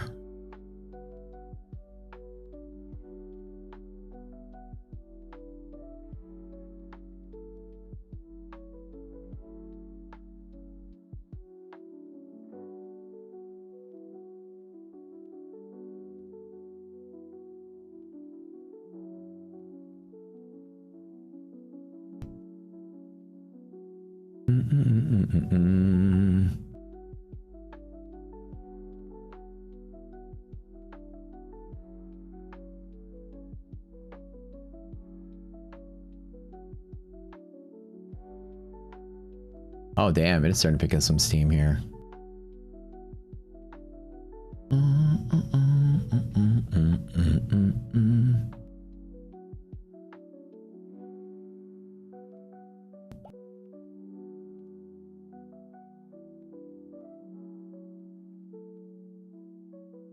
Give me that pocket though. Let's hit all the way here. No early trade. Let's hit it good. Let's get it good.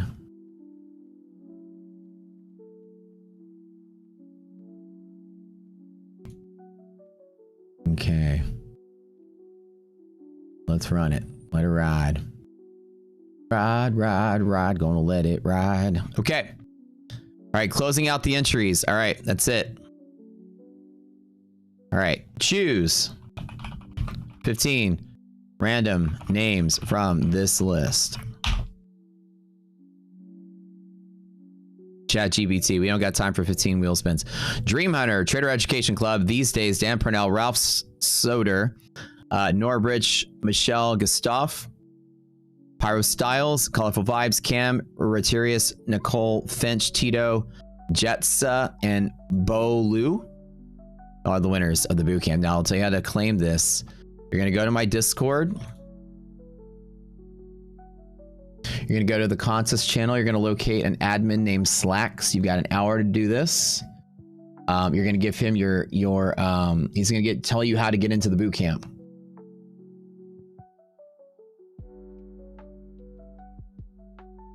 And that's it. You can choose to wait till the beginning of the year to start over, or you can play catch up this week by jumping in. You can come. Class starts at 10 minutes after market closes. Hell yeah. Let's go. Let's go. Let's go. Let's run it. All right, let me trim out a little bit of this on that little bump. I grabbed 10 ES contracts on this little dip right here in my bigger account, which was good. Okay. That was fucking perfect. That account is up 3,500, 4,000. Damn. Okay. I'll take it right to open. I'll trim out down to 2 and let 2 run on that.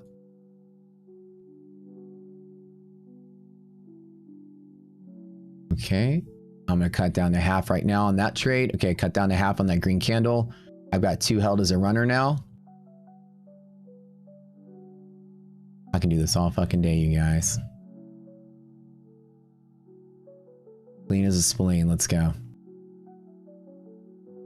Let me take profit on that one. I'm just scalping this.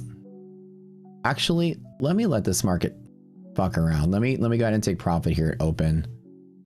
It's been fighting here. Right when it touches, I'm going to close out and take my runner off. I'm going to let this runner hold. There we go. Okay, profit, fully profit, taken out on that one.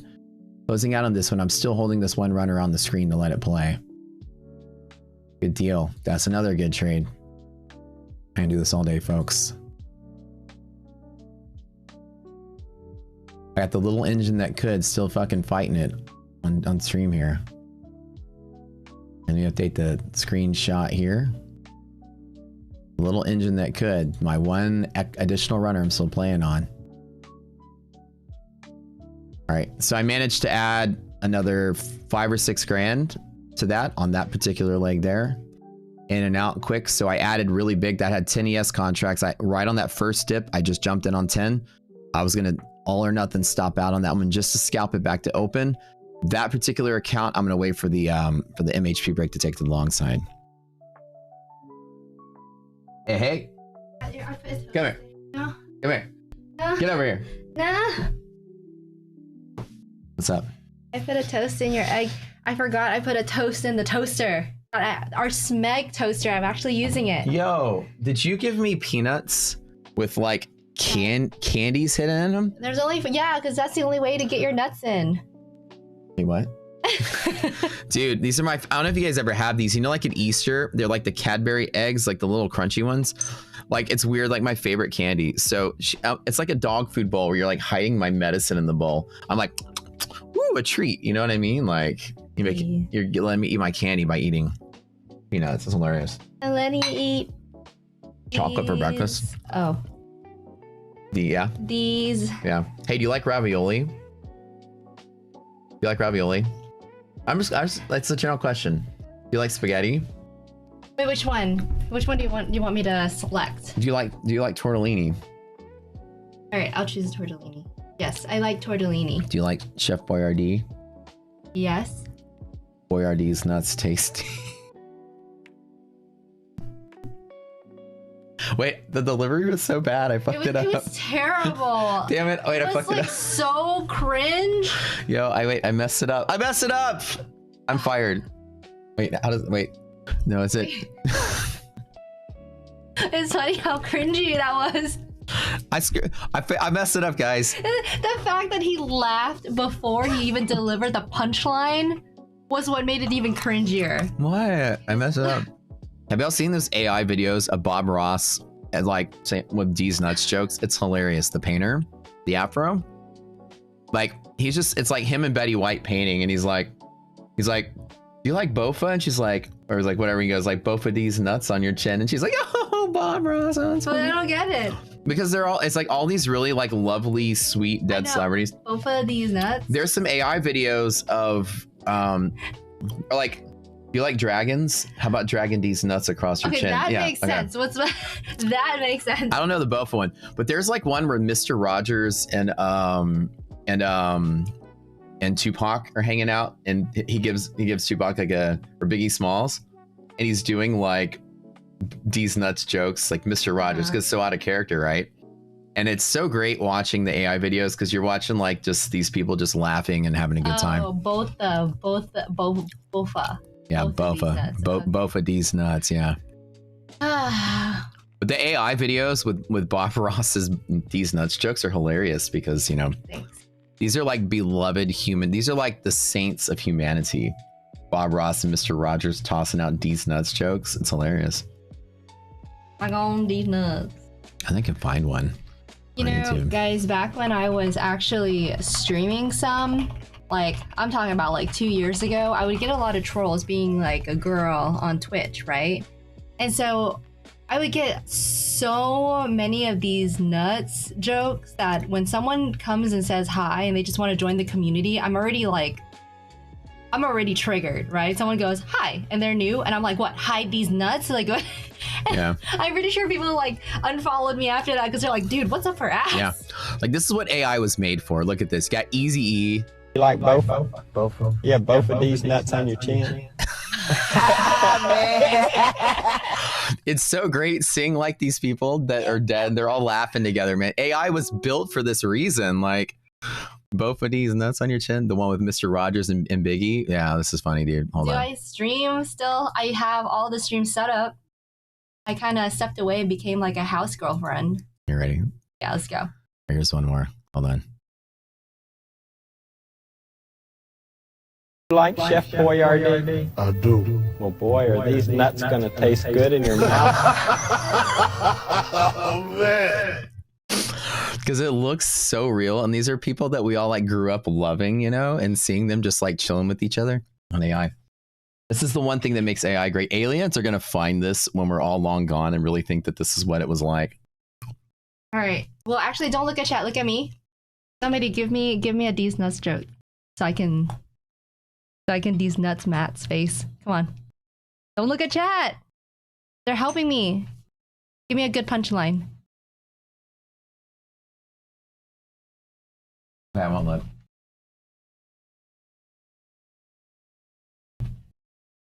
Do you like Wendy's? Yeah. I got nothing. Wait, what? I should probably be like, do you like it? Wait. Okay. Do you like Imagine Dragons? I love Imagine Dragons. Finish it, guys. Don't just give me the first part of it. Wendy's, these nuts in your... Oh, that's the first part.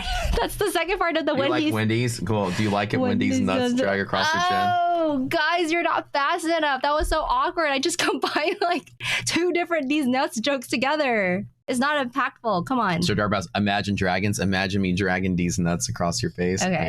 Yeah. Okay. Damn, we're both so cringy. Do you like it when these nuts are in your mouth? Do you like CDs or tapas? CD. Do you see these nuts all over your face? Is that what? Is that it, guys? You thought my delivery was bad.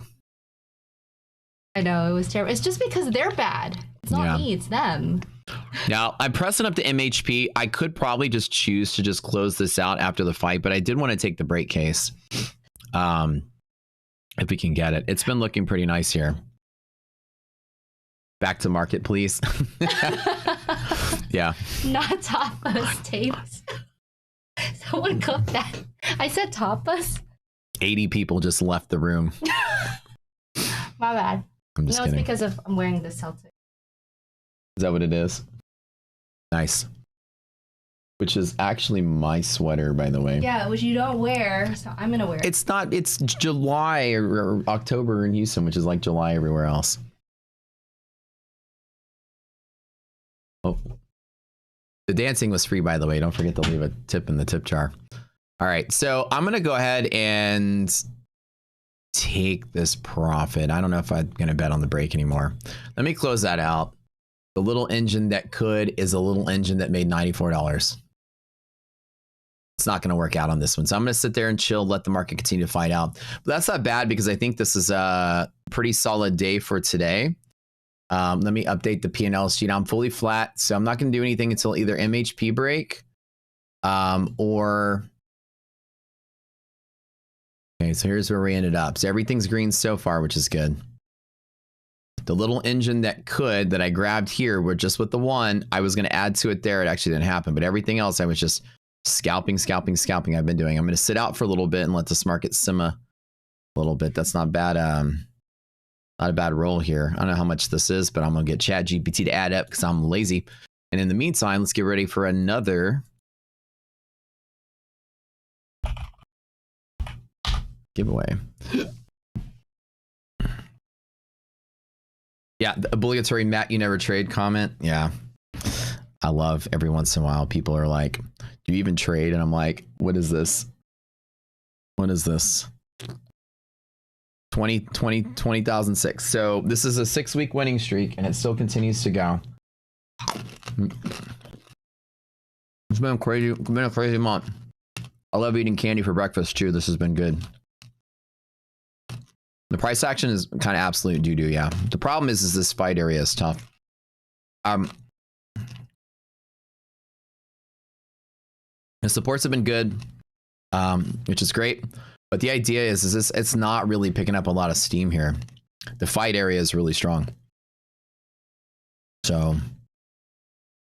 I'm kind of glad that I did get out of the way of this. And like I feel good now. You don't normally like on the pop, that's why I took profit. It's more likely that when you have the confluence, it stays on the same side 90% of the time overall. If you don't have the confluence,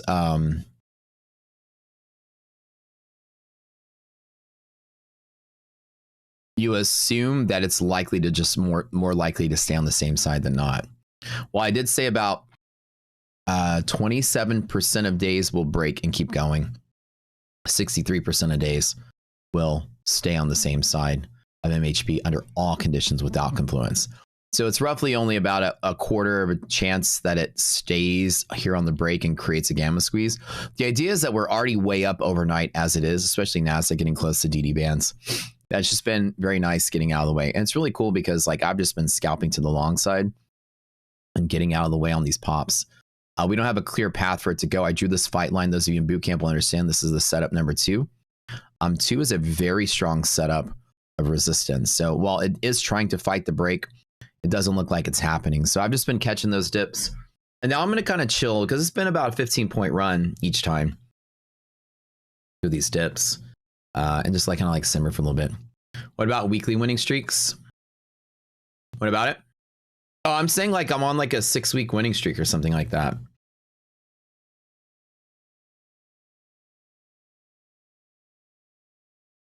Yeah. My last like red day where it was more accounts red than green, like the net was red, was like the first week of September. And personal futures, so I always scale in and out. Yeah, like I'll have an active position. It dips, I'll add some. It rallies, I'll take some away. It dips, I'll add some. Rallies, take some away. And just scalping it as it's there in like one account. And then once it breaks out, my runner carries the trade higher. Yeah. So I'd be doing the same thing here. An example would be like I have 2 contracts. It pops. I close one. It falls. I add one more. It pops. I close one. It falls. I add one more. It pops. It closes one. It falls. I add 3 more. It pops. I close one. It pops. I close 2. I still have one on the table. It falls. I roll in and out all day long by maintaining an active position. In case it breaks and runs, I got 1 on the plate. In case it dies, I've only got 1 on the plate, which is good. But I can scalp it. I never just sit in a position and let it hold. I'm always in and out, in and out, in and out all day long. Yeah, in my one, which you guys will see me in November 1st when they take that AMC pump and dump piece of shit Matt Kors and I send him to the ringer and I show the entire world he can't trade. Guy challenged me to a trading contest and the world's biggest pussy backed out. But we're going to try to compel him to trade. We're not going to let him forget about this. So I put $100,000 into a Trade-Evade account so I can show you guys a 1 single account live trading for a month too. I'll be doing 2 trading competitions. And then that one, that's 3. I'll be in 3 contests in the next month. That'll be fun. And I'll show you guys how to do it in 1 single account. I'll show you my 1 account trading strategy. It's pretty similar to the prop accounts, but in the prop accounts, I'm rolling in and rolling out by opening, closing, opening, closing, opening, closing prop accounts. The same thing is like add a position, close a position, add a position, close a position, add 2, take out 1, add 3, take out 2, add 4, take out 3. And I always keep that runner on there. Yeah. So you guys will get to see that. I'll commit to that in November. We'll walk you guys through that. Is it that time of the day again where we ask him if he's going to sign the contract?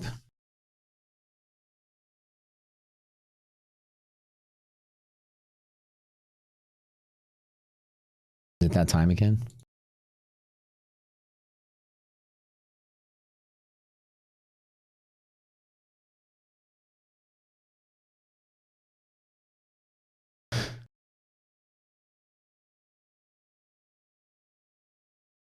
Can I play the win streak song?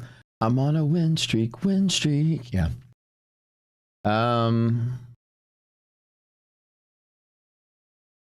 on a win streak, win streak.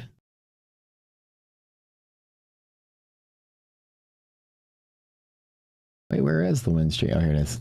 I know. All right, guys, this is literally like, yeah, it's been like a crazy win streak, so.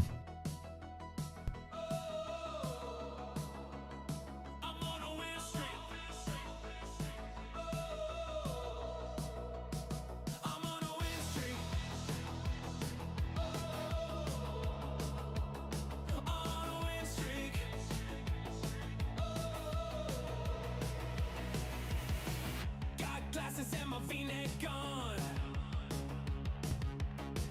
Gotta pat myself on the back.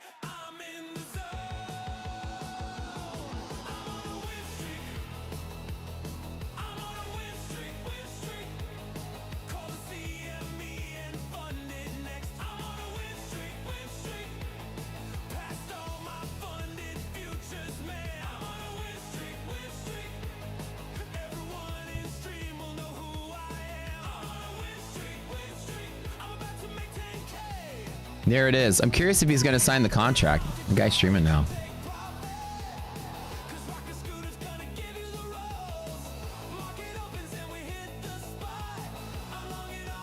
Guy challenged me in a training contest and he pussed out.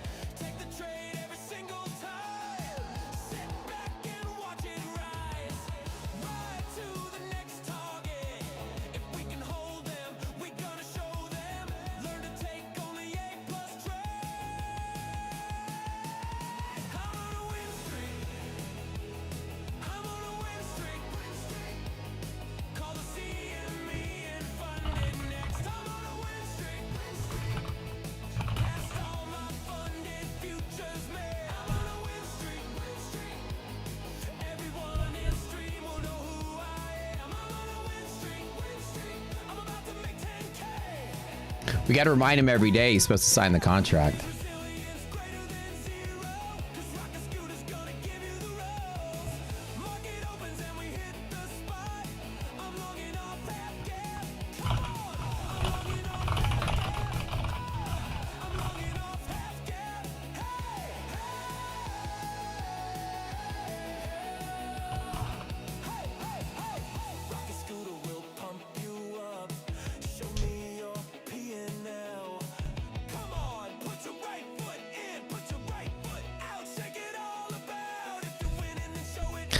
It's weird because he's the one that challenged me, and then I guess people like, I think a lot of these gurus like to talk each other up or talk themselves up, and they call each other's bluff because everybody's scared of everybody because everybody's a fake.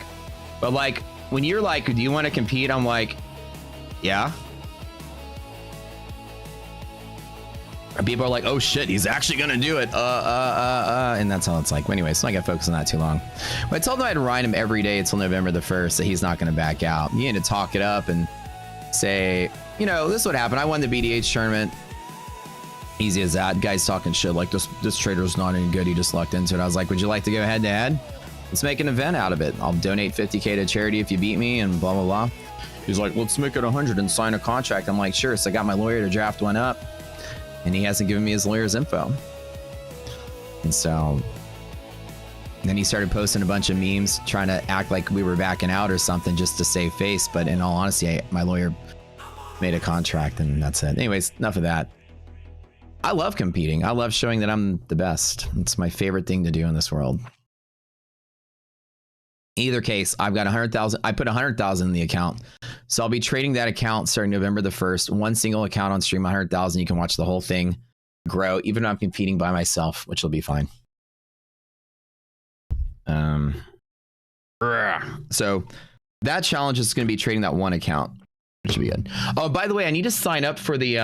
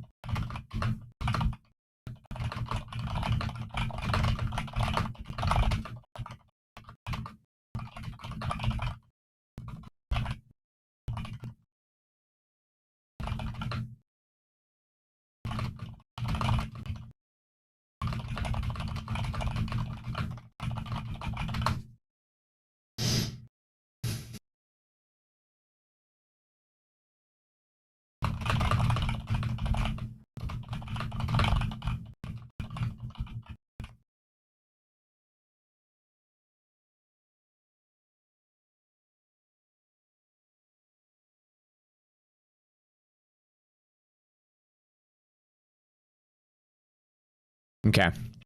All right. You guys ready for another giveaway? Looks like we are breaking MHP to the upside, which I do like to see once that fight range is broken. The upside pressure from 38 to 72 up at the top.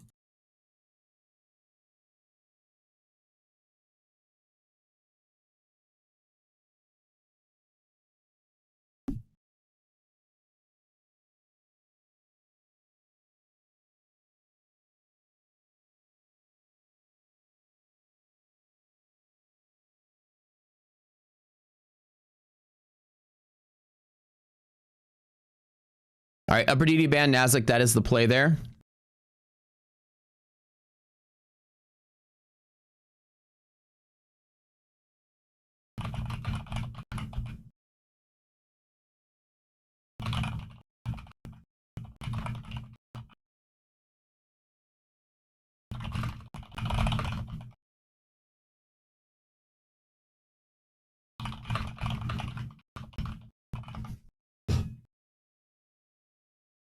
I love that song.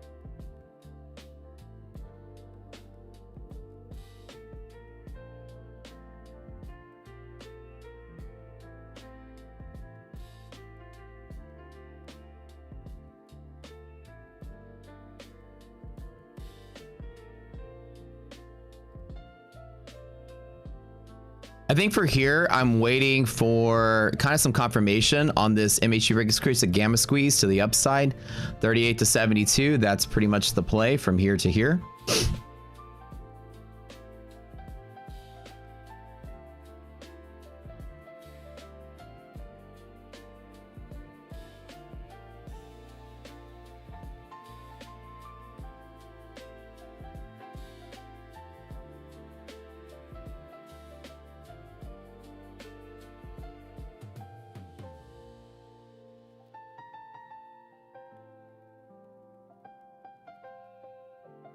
Looking pretty solid on this break case. I might jump in on a long in one more account here.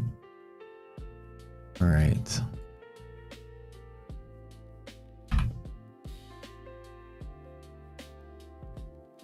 Oh, you know what though? With the S&P right here at this DD band here.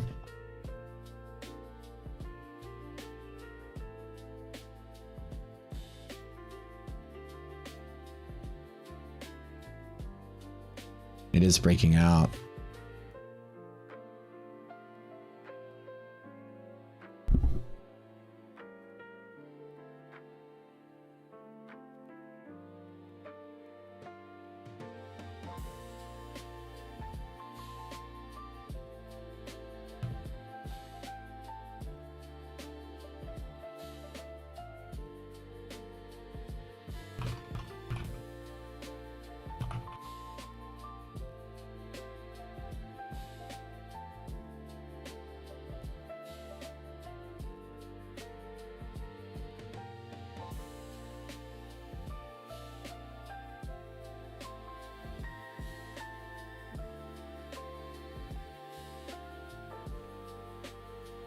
Question is, do I want to take that breakout there?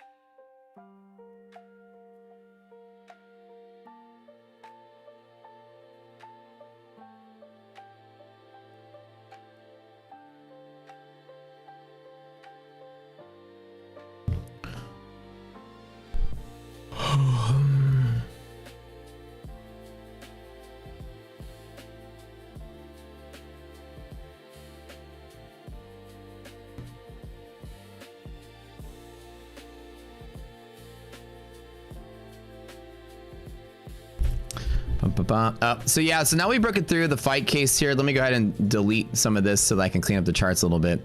I did want to chase on the MHP breakout, but I decided not to. Just because Nasdaq was here at upper DD band. Now the first support here is also a long particular setup. Let me double check where these highs are in the longer term trend. 25,206 yellow. Okay.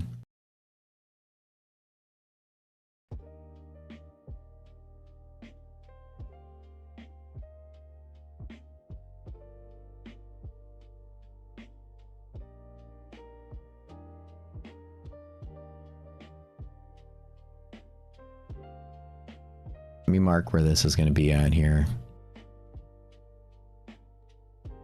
Go all the way back to that Friday. No, that's not the one.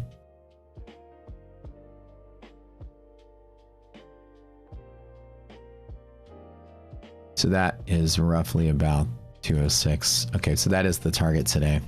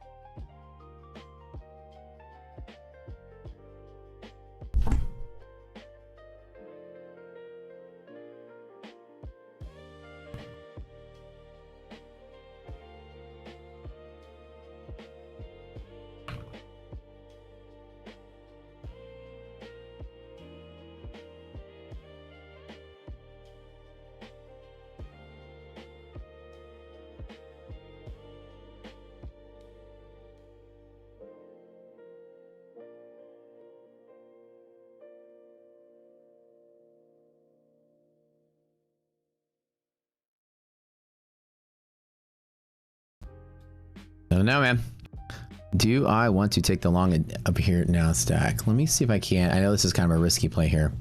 On the S&P, I think it might be worth chasing down MHP tap. Let me do S&P now. Okay. This is the little engine that could on the orange line break. Now this is resistance right here, so be very careful on this one.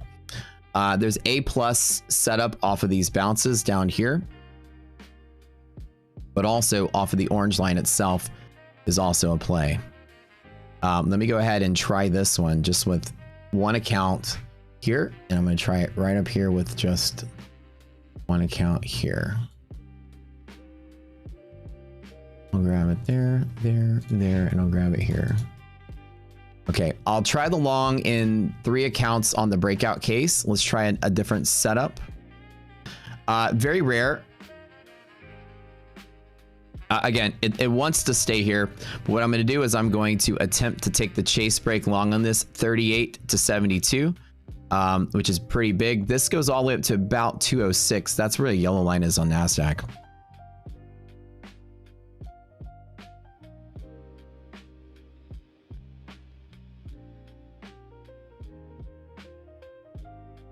Let me try to grab something there. Keep it light. Keep it small. I'm going going to play the same thing. I'm going to take the chase case. Now, again, this is going to be the little engine that could. I'm going to take just one breakout. I'm going to do the same play, but now it's trying to break out. Now I'm going to be buying dips for the breakout. Simple as that. So Nasdaq is going to have some resistances here, but I'm going to take any play inside of here. I'm going to build the same as I did before. Start rotating into some of these accounts here, here, and here. For this particular play, right at about here, I've got another entry. That's about 15 points lower, so I'm going to have to kind of spread this bet out pretty big. Same shit as before. Let me get up here and get up in this one.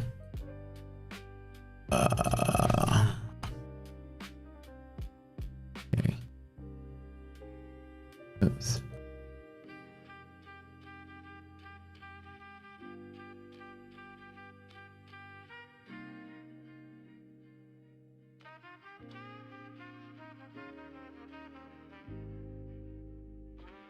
Let's get it. Adding some longs here on the break. I always like to find every excuse I can to be a bull, baby. All right, let's run it. Let's hit this one with 2 on the break case. All right, you guys ready for my funded futures giveaway? Let's give away 5 scale accounts, you guys. 50K scales, 5. Go.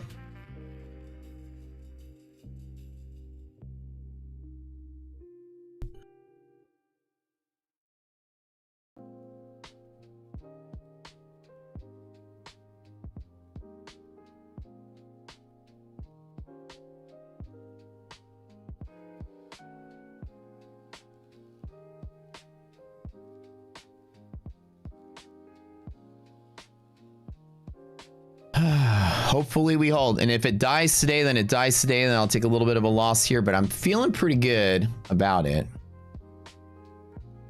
We'll see. We'll see. Get that beautiful break case on this. Now this is a little heavy for the MHP break. I might take some red on this one if I'm wrong. I got 2 on this one. I hit it with 2 in some of the other ones just for the break case, and we'll see if that works. This is a risky play though, because there is strong resistance on Nasdaq, so it's going to be a bigger fight. By proxy, Nasdaq has really strong resistance here. Resist and resist, so that's going to be a problem that it could actually sell off really hard and break the market today. Very strong resist.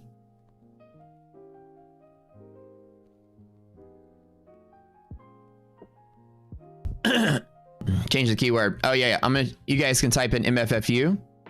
Sorry. MFFU guys. Thank you, thank you, thank you.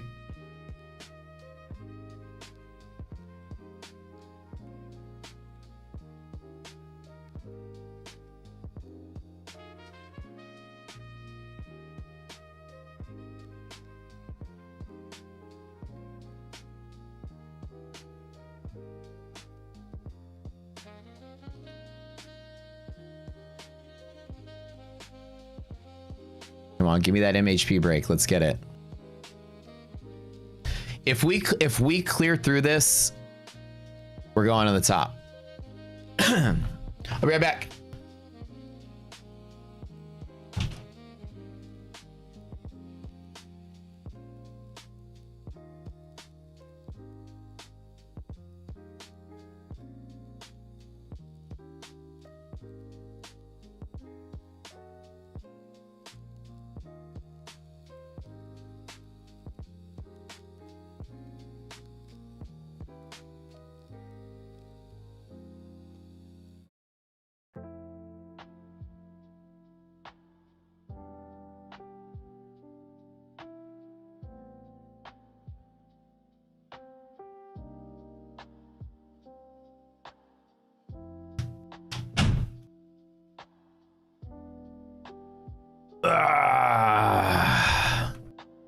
No breaky, no breaky MHP.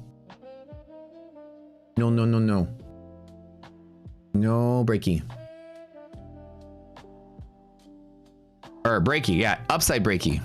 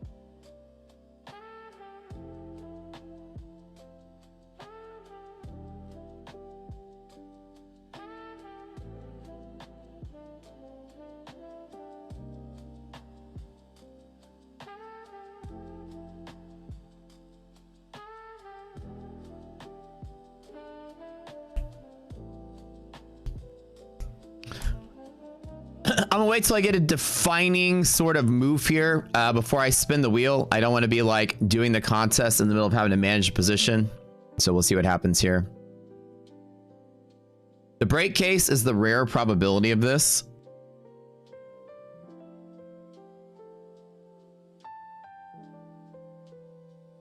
It's less common to break. It's more common to resist. Because we open below it, it's less likely to break. But trade number 4 is a really strong trade if I have the confluence to go with it, which I do. And the move can be pretty big. So I'm going to hit it with the remainder of my accounts. I am long in pretty much 6 of my accounts right now for the actual breakout run now. The fight has been happening. The market's been pushing. Again, I don't think I'm going to be right, but hopefully I will be. The MHP resilience is getting stronger each tap. It was 21 this tap. It was 30 this tap. So each time you tap it and you have more and more stocks in a gamma positive territory, you're going to create more movement to the upside on the index. The index can squeeze very rapidly if it does break. 67.38 to 67.72 is a 34-point run with a modest 10-point stop. Is almost 3.5 to 1 trade. Is a really awesome setup. All right, spin the wheel. Let's go. 5 my funded future scale accounts. I'm giving away the $10,000 prize that I won from the BDH tournament to you guys because I love y'all. I'm giving away in the course of buying 315 my funded futures accounts. I'm giving away to this community as a prize.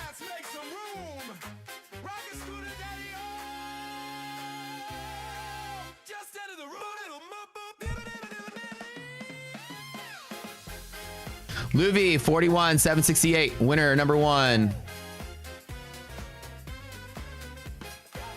This is Serdar, man. Serdar is a sound engineer. He writes very good music and makes it sound great.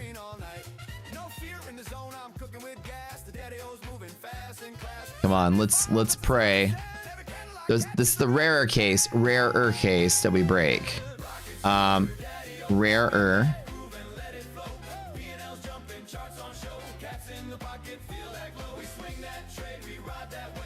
Likely. Bashy.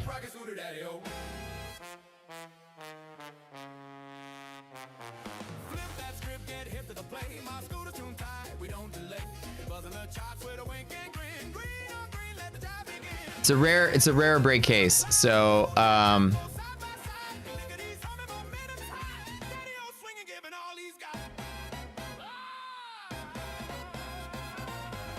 it's gonna have a hard time breaking, I promise. And with the DD band is resistance on NASDAQ. It's likely resistance as well. If it's a very powerful day, it will break and keep going, which again, it's hard to say. I'm more likely to want to take the bet than not take the bet, but we'll see. Jay Quinn, winner number 3.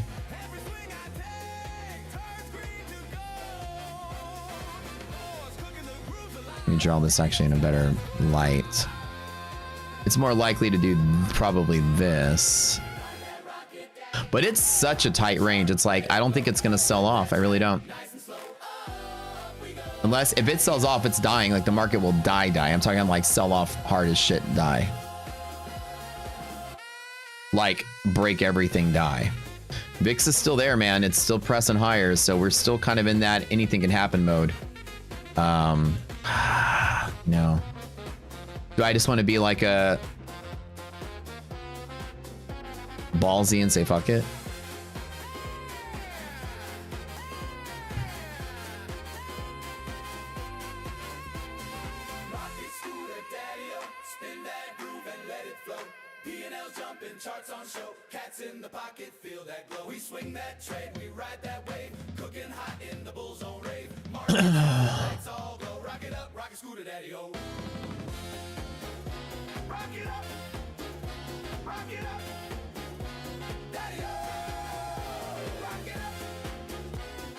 Moro, next winner.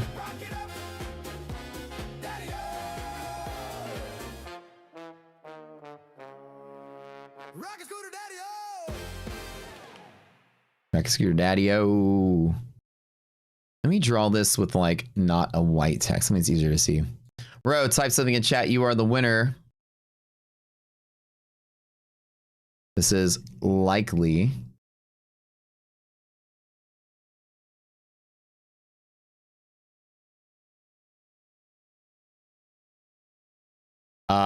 This is the rarer case. Rare but good R&R.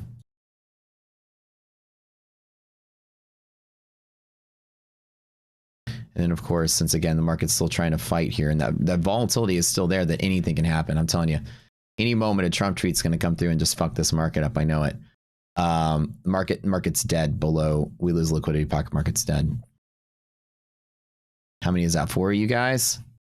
One more, and we'll call it quits. Yeah, I'll probably even need 2 on this one. Let's just drop it to 1. 1, it'll run far enough with 1. The volatility potential is too high to really be putting a lot of risk with 2. Yeah.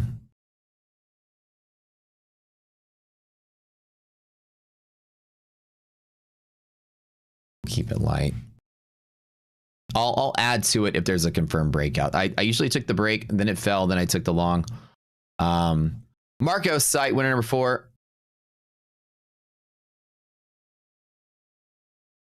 But I do like to take that 4 chase break. I love taking MHP breaks to the upside. They're one of my favorite setups because I get the big runner. If we get a big runner on this and get 35 points, it'd be fantastic.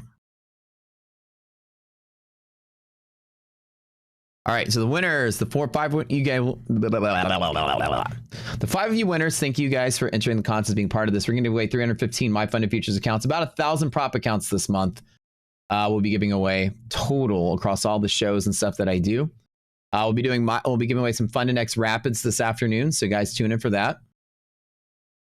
You guys are gonna love it. 50K scale.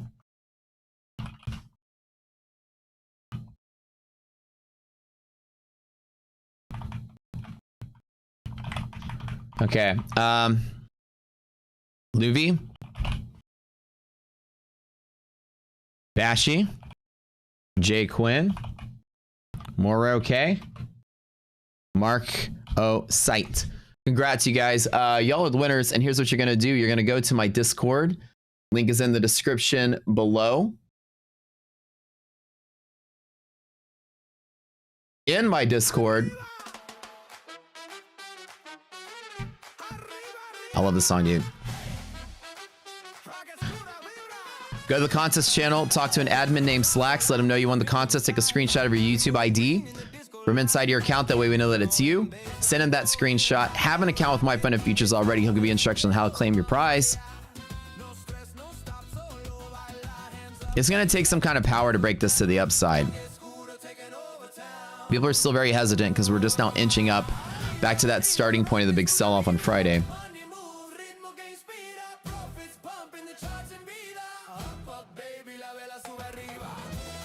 S&P still hasn't made its way like all the way to the top though yet, which would be nice if it did.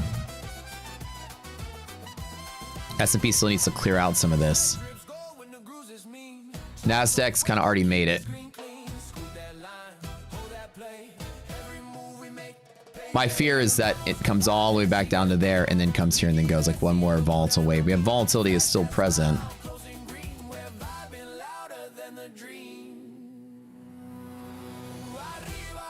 Isn't looking so hot with this consolidating lower. We need some volume, man. Let's get it going. It's tried to break a couple of times and it's pushed higher each time. And each time monthly res is moving, but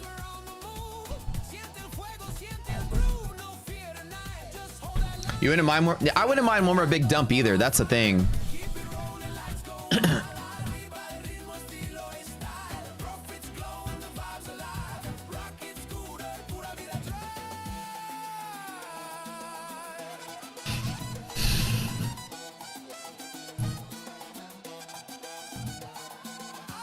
We have hard resistances on Nasdaq though. The upper band is going to be a fight. Yellow line always going to be a fight. You guys will learn about this in the boot camp. But it'd be nice just to get one more push, man. That'd be great. One more push is enough to tilt it, to make it run. All we need is one more push. But it's going to be rare. See, it's very rare to get that pressure. You need a lot of buying pressure to get over this hurdle here.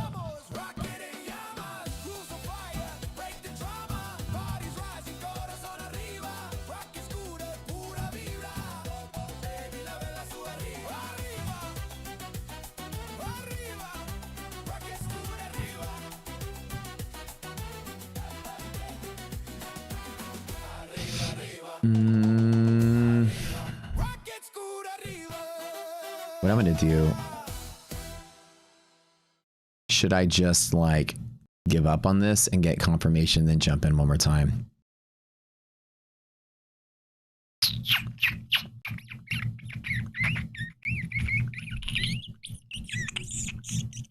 I don't even need 2 contracts, to be honest, on this one.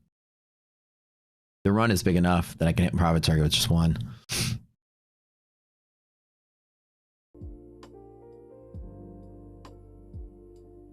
I would just love if out of the blue, just a freaking like while I'm sitting here and while we're all sitting here, I just like, it'd be so nice if in the next like 5 or 10 minutes, somebody says something and we just get like a that would be great. You know what I mean? Like, I would just love for me to be sitting here and saying, dear universe, please have Trump tweet something. That'd be great. That just gives us like something like this, just out of the blue.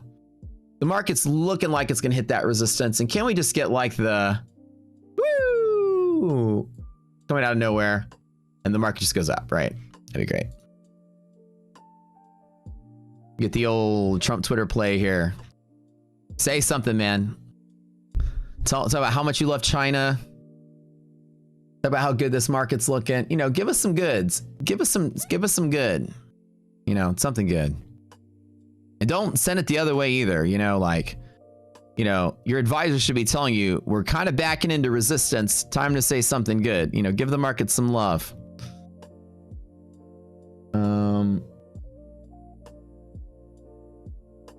That's all we need today.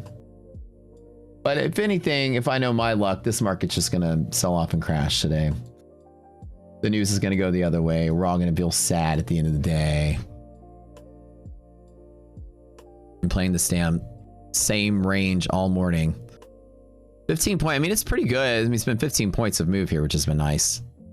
Come on, Nasdaq. Let's get some run. Nasdaq, carry the boat. Like, that's what I want to see. Nasdaq, just like send the boat, send the spaceship forward. Give us that love. Give us that run.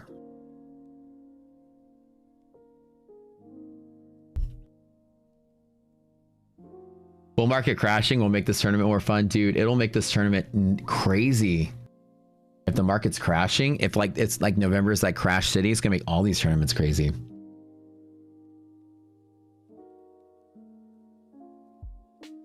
Guys, don't forget, there's a couple of our prop partner sales going on. I'll announce them really quick. Just guys are just tuning in. There's a flash sale at ETF, 70% off. They're beginners and experts, so the statics are 70% off again. There's a flash sale at Tradeify. It's 40% off instead of 30 for all the accounts that aren't 150K. For all the other ones, you still have your. There's a brand new. Okay, so My Funded Futures did announce their Core Plan Flex add-on. Now Core can get up to $3,000 payouts. That's the huge part now. So now Core, when you check out, you can get up to a $3,000 payout on Core. So that's the announcement I knew about. It's insane thing. Looks like they did announce it just now. I just got the message. I guess they just announced it on the show. So Core, 3,000 Flex Plan checkout at Core. So your Core payouts are now $3,000 at My Funded Futures. Holy crap, dude. They're going crazy over there. Love it. 15% off Rapid, 25% off Legacies at Funded Next. That's actually my favorite prop firm I trade with for the best payout potential. First time customers, 15% off, 25% off Rapid and Legacy respectively. And then you got 80% off Apex, 40% off Take Profit going on. All code Rocket Scooter. Funded Next is code Rocket. But their deal, if you're a first time customer, that's who I'm trading with these big accounts. With Funded Next, you're going to have to use the link in the description and then use code HEADSTART. Our code doesn't work with this sale. Yeah, too bad you can't use the existing account, right? Dude, but the Core Flex, 3,000 payouts on Core makes the Core probably now the best payout potential in the industry. It's now better than the Fund Index Rapid, although it takes a little bit longer to get there. Rapid's still better on speed. It's a 4-day to payout. My Fund and Futures is still what, 7? But 3,000 on your first payout on day 7 compared to what, 1,500 your first payout in core. Or they're like, cores and rapids are like the 2 industry best all around accounts right now in prop. Incredible. Do I use legacy or rapids? I use legacies. Yeah. But they're both good. Like for me, my purpose of using legacy is so I can go get $100,000 payout just to show off that I can make a big payout, which I'll be able to do by the end of the month. Hello. What's up? The guys are here. I'm trying to explain it to them. I'm trying to get it, but I want to make sure. They're suggesting to put the same 2x4 at the bottom, but I said shave the top and Shave top.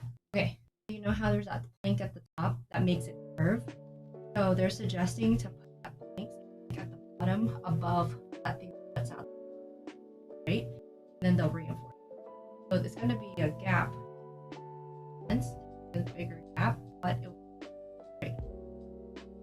Why would they jet it out more? Just trim the other one down. That's what I was saying, but the way that they're explaining to me, I'm like, I don't agree. Like, just don't do anything yet. I asked Matt. Okay. Guys, I'm gonna run downstairs. Hold on. You're in a trade. I'm in a trade, Okay. but y'all text me if... Who here has my number? Who here has my number? Nobody? I'm gonna run downstairs with no stop loss. Let's have fun with this. Oh my god, babe. I'll just be fucking ballsy. Candles, you got my number, right? All right, Candles. If I start losing money, I want you to text me, okay? Red Candles got my number. All right, you text me, bro, if I'm losing money. All right. Balls to the wall, baby. Let's do it.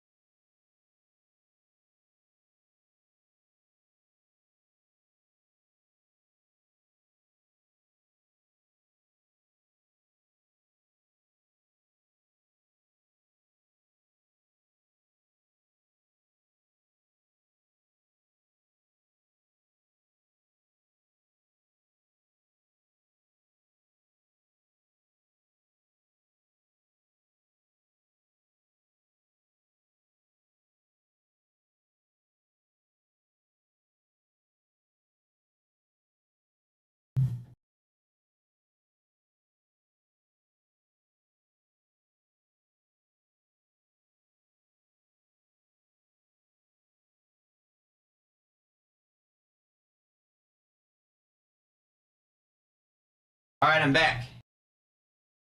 Am I losing money? Damn. Damn, y'all. Sad days. All right, let's good.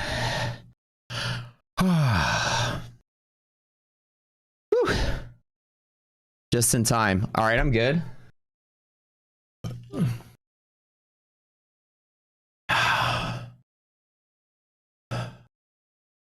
I'm tired.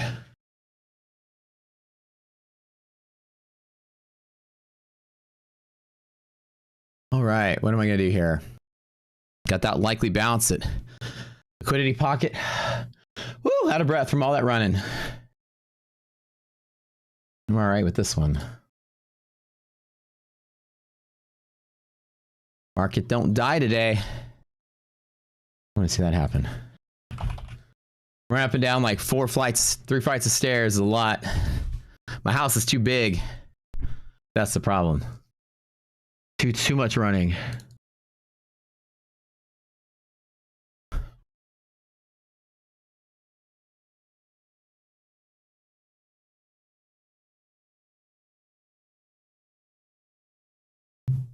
This time it's going to try to break through it.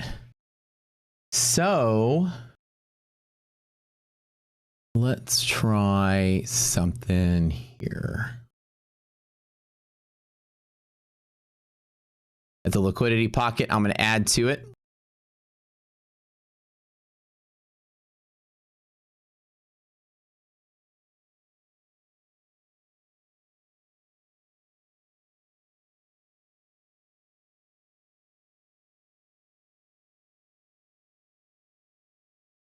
It was the rarer case for this to move to the upside, but I was willing to take it.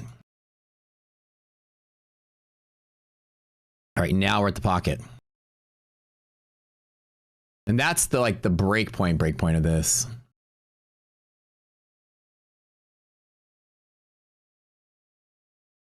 We'll add one more here. All right.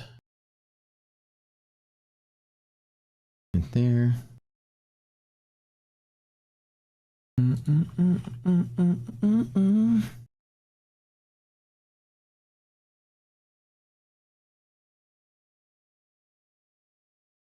Oh, it's just the big crash day though. Ah, no. Let's go on, bull market. Hang in there. Be good, be bullish.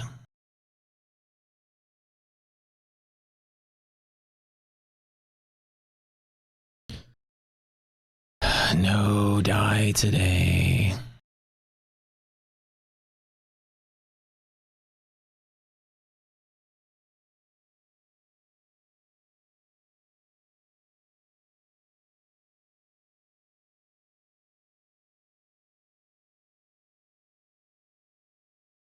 Give us that big, beautiful bounce. No crash today, market.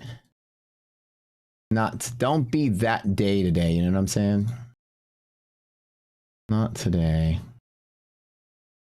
That volatility is starting to pick up, man. It can get crazy.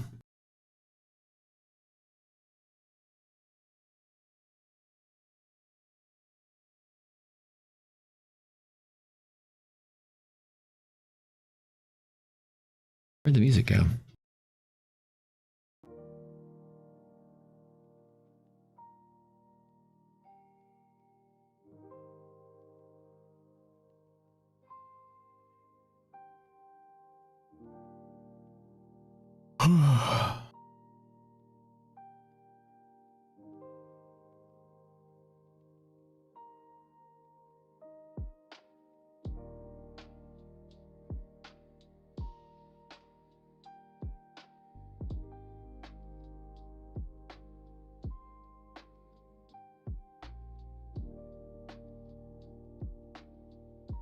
That's it. If we lose this, I'll just take the loss and then be out of this one. Okay, this is right at the bottom here. I could be one more sort of one more piece of risk I can take here right at the bottom. This is, let's be risky here on this one. Let me grab it. If this is the day the market dies, now the rare case would have been really fun, but that didn't happen. So the likely thing happened. I was taking the more eager to take that bet on the rare side.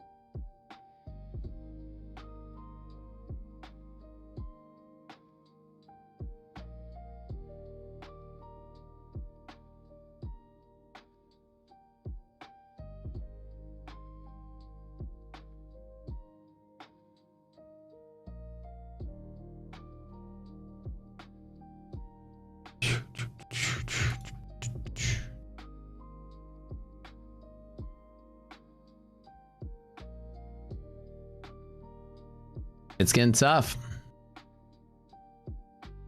Do we hold? Can we have bull market today? That's all I want to see.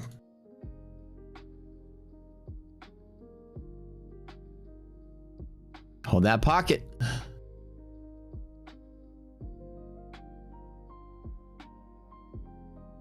Get up in here and grab some more at this dip.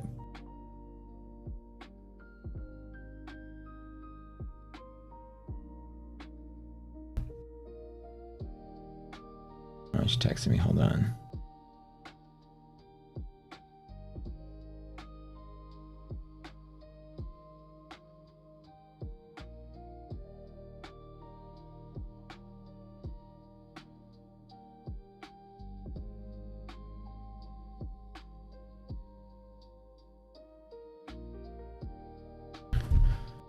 All right.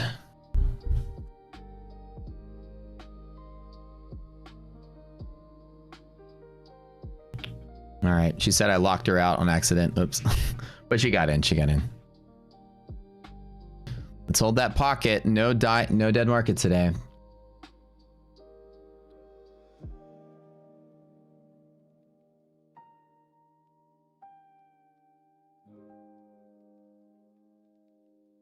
This will be tough, but hopefully it stays put. I love that every single time. We got to take that same trade every single time. I don't want to bet that the market's going to sell off. The people learned their lesson from the last trade where that we're going to rally from here. I feel it. I feel it in my bones.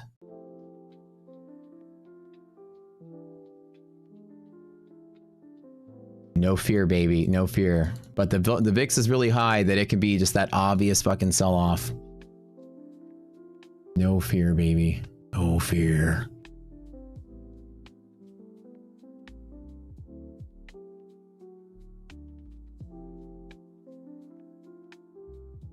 No fear.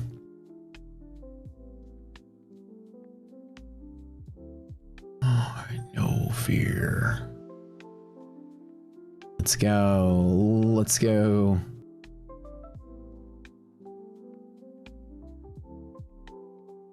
Pop it. Pop it. Give me one more green. Big greens. Let's go. Save this market today.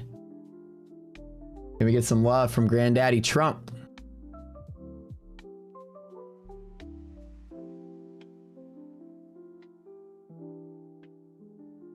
No fear. No fear. No whammy. Let's go.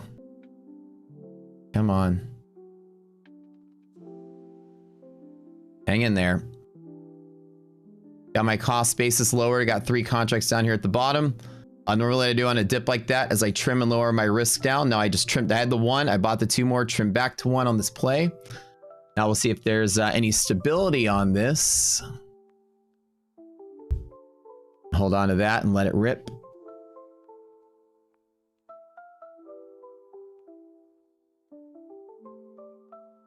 I don't usually like to...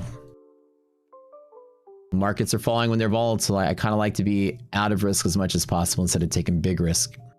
They don't need to. All right.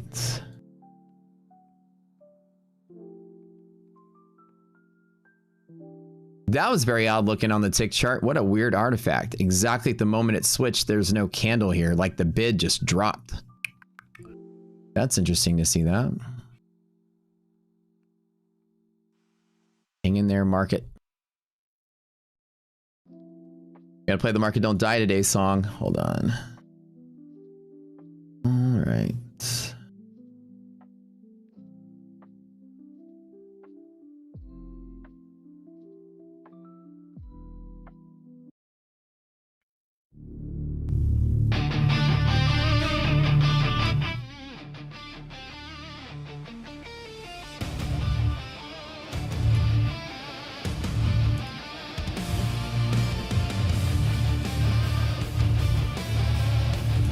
Come on, we need that green candle. Grandpa Trump, let's do it. Give us some love. Give us some love. Liquidity pocket, really strong. That likely bounce play that I drew, just scribbled it up. I like to draw it, then I do it, you know? Somebody was like, I don't like watching Matt stream because all he does is draw on his charts. That's what you want to do. You want first you drew it, then you do it. That's the rule.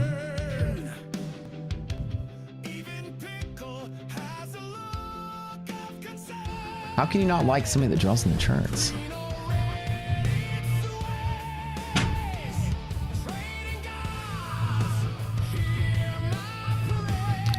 Nope. All right. Come on, come on, come on.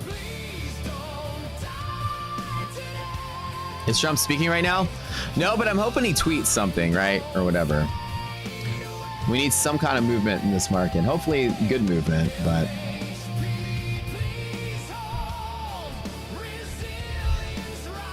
The likely play, I drew it here. The rare play was there. All right, I grabbed that dip with 6 contracts in my bigger account here. Good deal, good deal, good deal. Up to that gap fill, looking solid there.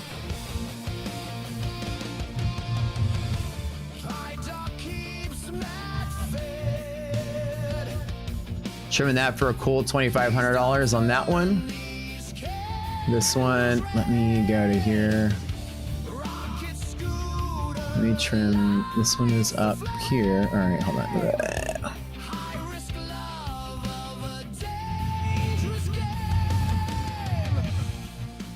Whoosh fan on the screen.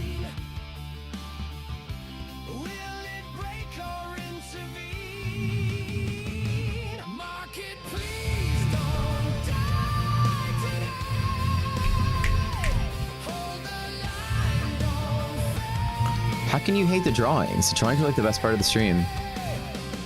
It's not looking so hot. I'm just scalping this again a second time in the big account.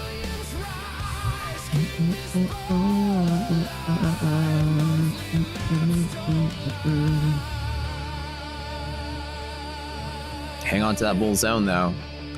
Oh, the market doesn't die today, man. It's gonna bounce around a couple more times in here. That's okay.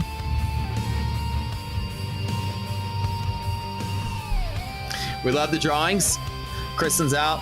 Yeah, I'm a little nervous about this, but I'm still holding on. Ow. So that's why whenever I was uncertain, let me tell you guys some risk management trick here. This was the, remember I had the word rare written here. So what I did was I bought one, I bought 2 more, made it to here, closed out of 1. Now I have a cost basis of 2 at 67.17, which is exactly here. Do you guys see that? So the first one took a strategic loss to trim risk down, and now I've got my 2 contracts here to ride it up in case I'm right again, or right on the second trade. So cost basis management is a trick. So remember, I bought 1, bought 3 more, closed 1 out. So my first one actually took a small loss. That's what that is. I bought here, sold there. So I took a strategic loss on first to trim the risk here. Now I've got my next 2 here are in profit. The net sum of the trade so far is still a loss, but I've got a stronger trade for the ride up and a stronger pivot, all right? And if I lose that, then I just take a bigger loss for the whole trade and then the market's dead. That's it. Trump's gonna tweet a ceasefire between Russia and Ukraine. That'd be nice.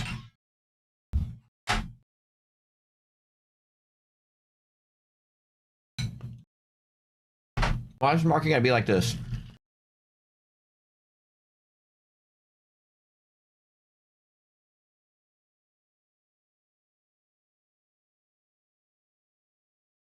You know what I'm saying?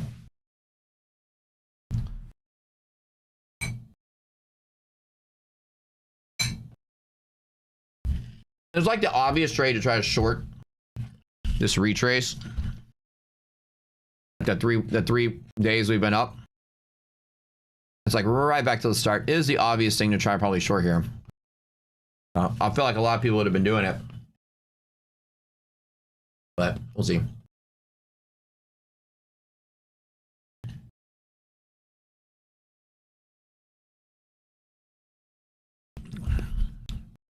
All right, we're gonna hold here. I feel it. Call me crazy, but I feel it.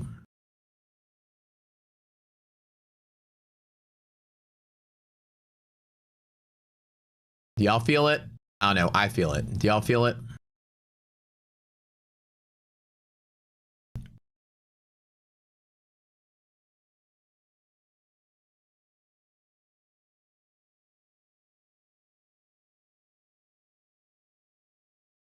Or do y'all not feel it?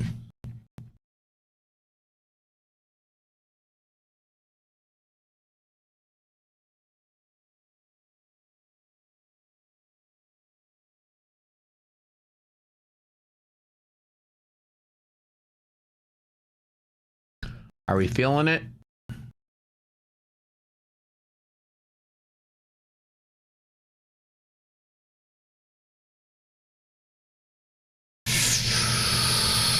Oh boy.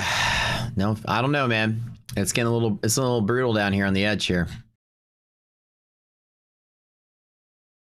You get another flush from here. Oh, that resistance on NASDAQ too. That was the tough part. That was resistance from there. And now we're kind of sitting there on the edge. Now the market dies below here. So like I'm talking die, like big nasty crash die.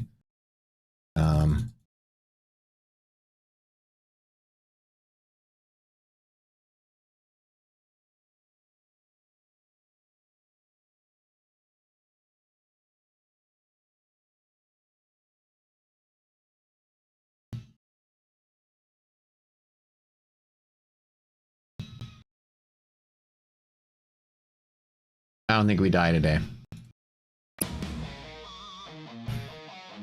Time to whip out the goods.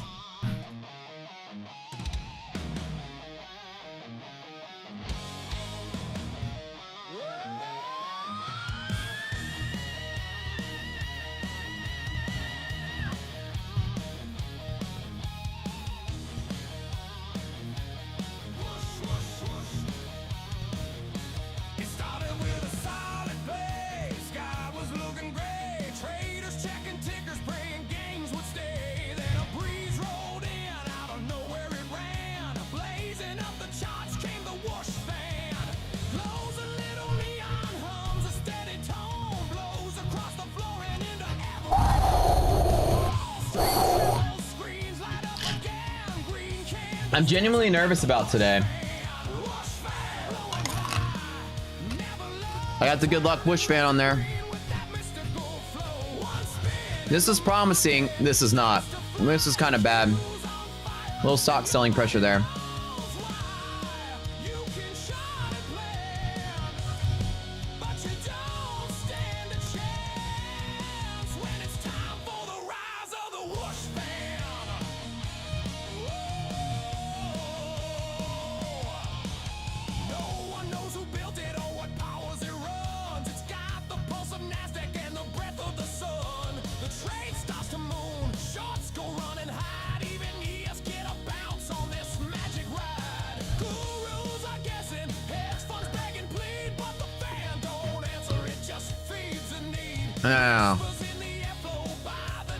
Alright, I'm gonna trim back down to 1. Dude, I'm like multitasking here. What's going on with the fence?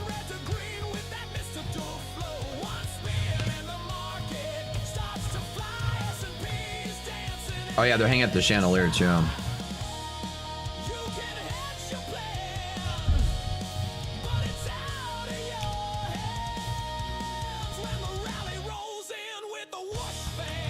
This is a tough day. Fall into dead market territory. All right, let me close that out. I'll get it back on the upside flip. If we get back on the other side, I'm gonna close it out just because it's getting a little scary. And I'll jump right back in on the buy. I should be holding on the overshoot though. Actually, you know what? Yeah, let me hold in the overshoot. I don't care.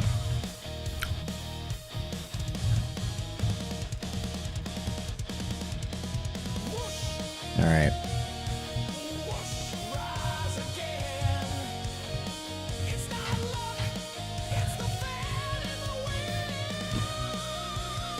Yeah, and here's your bounce here.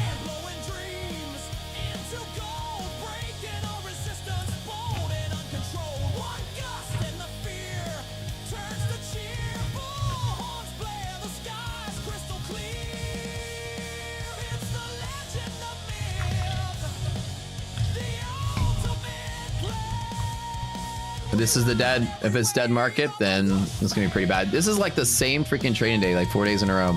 Problem is today there's not really a good bounce point. Apart from here, this is it. If we lose this, it's bad. How on earth, dude? I've never seen a market. I've never seen VIX look like this before. This is like new to me too, guys. Like you see this VIX right here? This is fucking nuts. Like this is absolute nuts. This, I've never seen market. I've never seen a VIX structure like this before. So this flip flop, it's like the market is like, yeah, we don't care about the trade war, but there's people like, yeah, we're still going to try to short it like last time. So what am I going to do? I'm going to be a bull. Why not? Fuck it.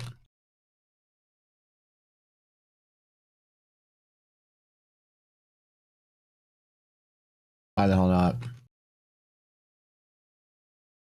Yeah, I'm saying like, why not?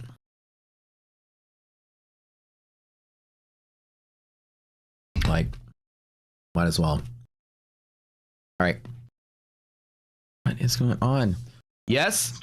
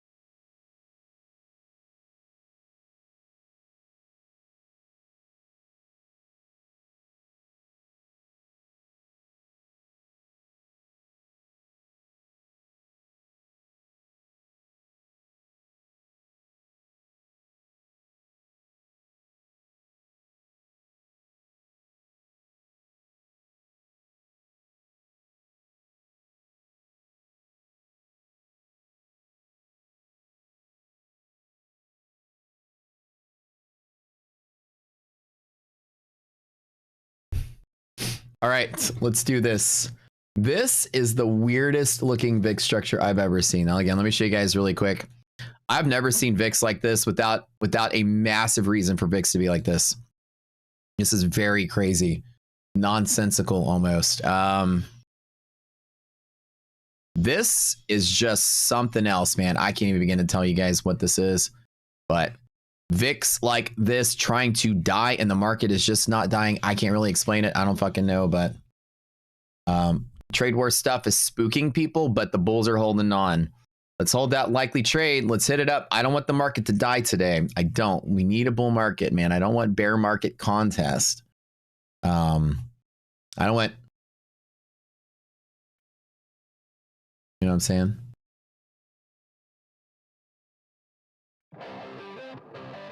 Hang in there.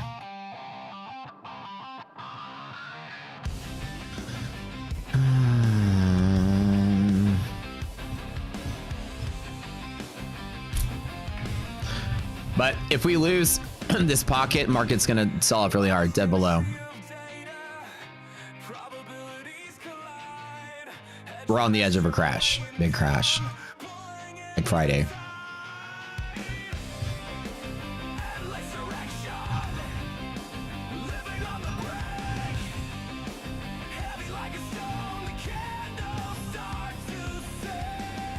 That's the break point. So I'm gonna bet, I'm gonna stay bullish.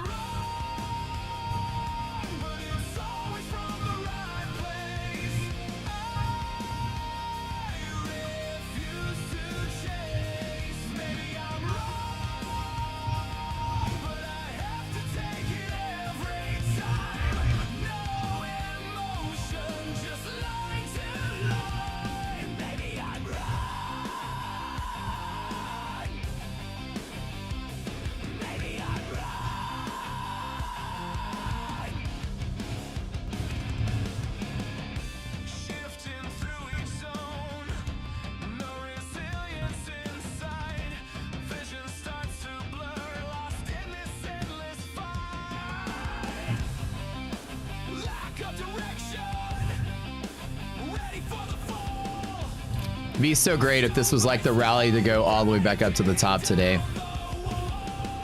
But if this is stupid VIX market, crash market,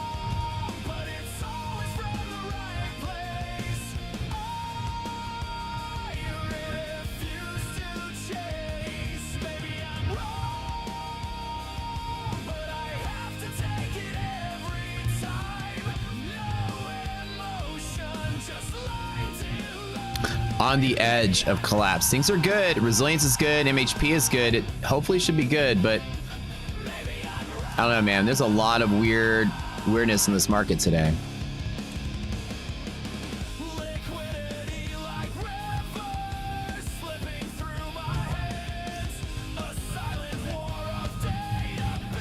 It's like people know something's coming up. That's why the VIX is coming. I think the VIX, like, structure is implying that somebody knows something in the even in the far out future, or like a month out future that's different.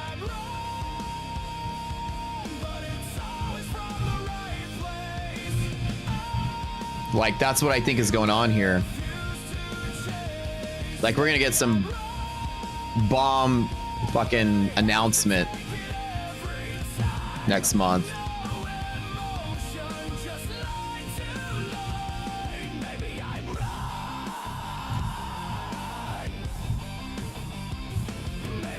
Yeah, that's the hard part.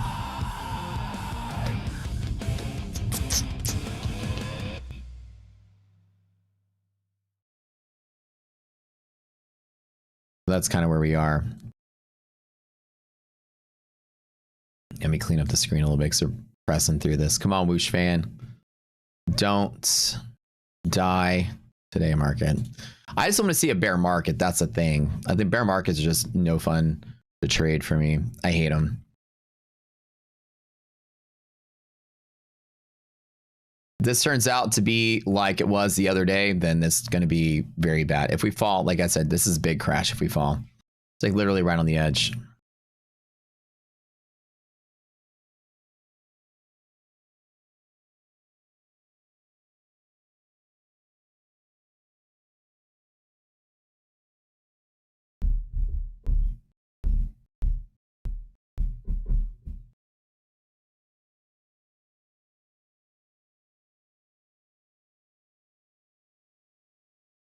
So not looking so hot.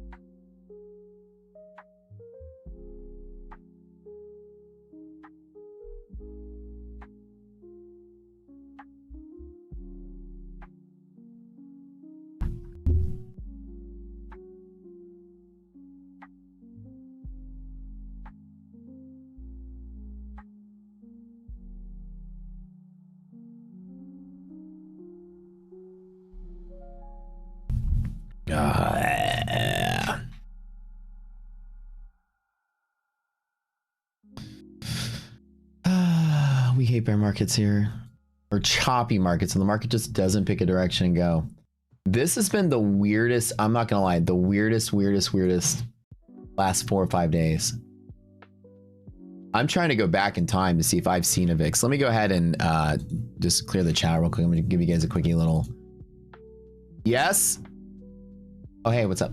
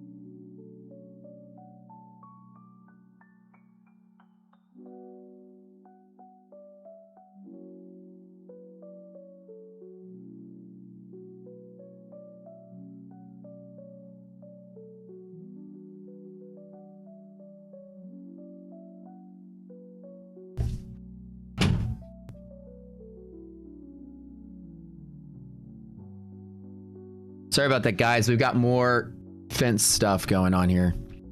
What the hell? All right, we are now in bad territory. This isn't good. Okay, so maybe I should just take the L on this one.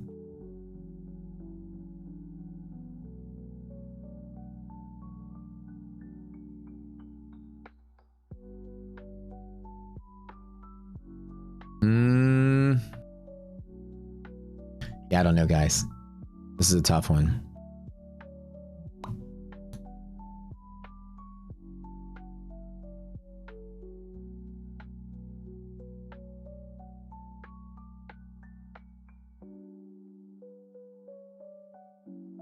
I'm still a believer, but it's overshooting just a little bit.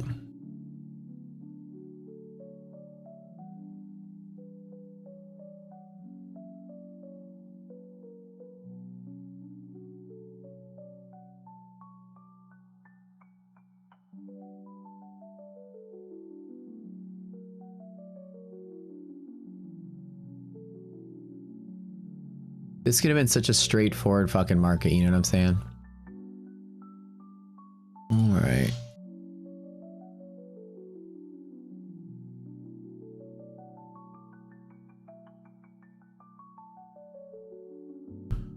All right.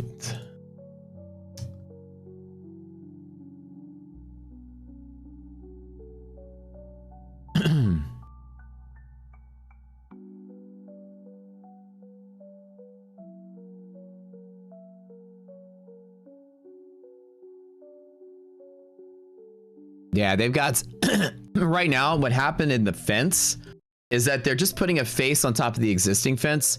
But the problem with what's going on there is that it's all the fence is not straight that they're building on top of. We're trying to build something that's straight on top of it. And these guys are trying to like anchor it and fix it to where it's like sitting there pretty. But the problem is when you push it, the whole thing like wobbles, and it's like, I told him, it's like the first hurricane that's going to come through is going to like rip this thing to shit.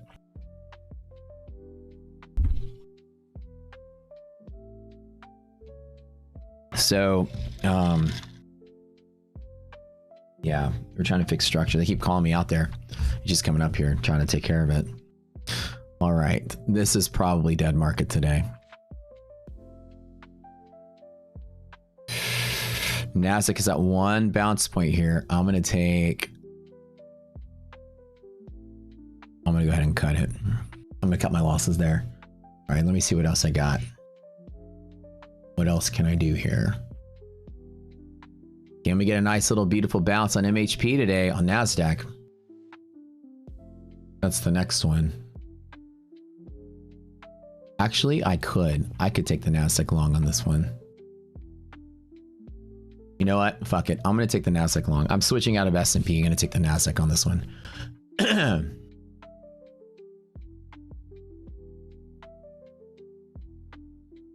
NASDAQ, you don't hurt our feelings, do you?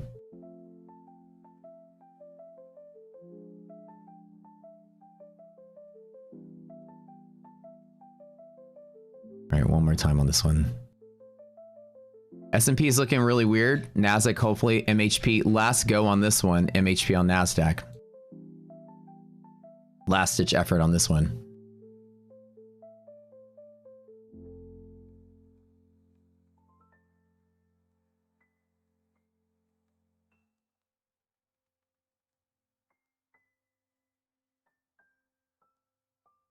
If this is one of those days where the market just doesn't play ball, then it happens. It's part of it. So it is fighting here, though.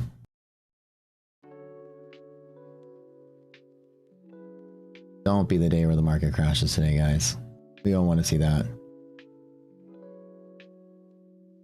67.11. This is pretty bad. It's building that low consolidation. This is the last place anything good can happen here. That's it.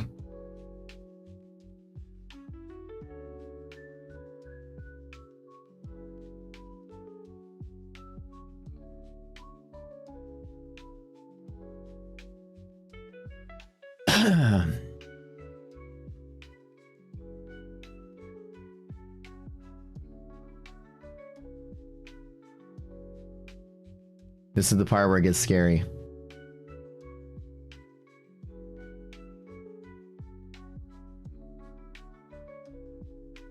And that VIX just playing the way that it is. It's like trade war on repeat from 2018. It's the same shit. Let me show what I'm looking at. This VIX up, up, up. This is just weird. The volatility, anything can happen, but just, you know, be cautious here because it's getting a little wild. If you go back to like way back in the day, that VIX just rallying up like this is like building for something. That's not usual. Okay, and that's a little, and again, I should probably don't have to be taking risks the whole time. Damn, dude.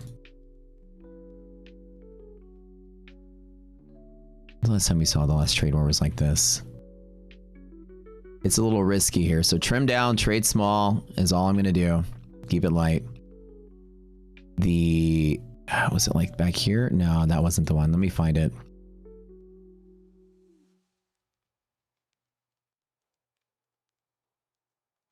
Like days like this where the VIX just pushes and pushes and pushes and pushes and then it dies. And then it explodes, right? It's very much like reminding me of this environment. October of 2018.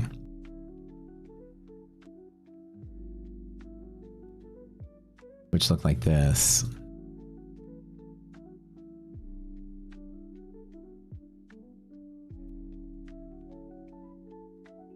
Which is here. All of this. VIX, VIX, VIX, VIX, die. Yeah, like that's what we had. That's what we were dealing with back then. Oh, we don't get that. Anywho.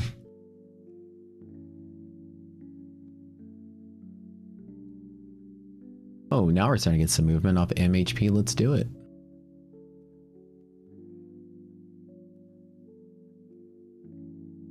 That volatility's picking up. Holy shit.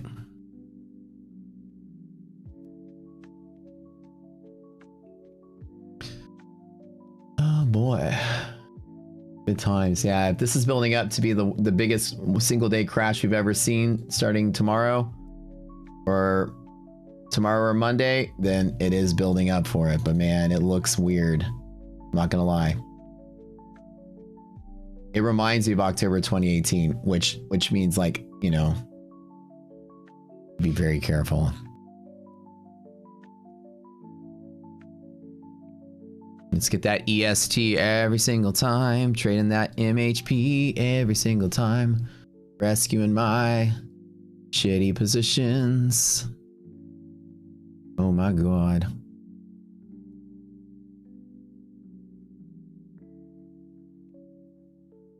Oh boy. Looking better.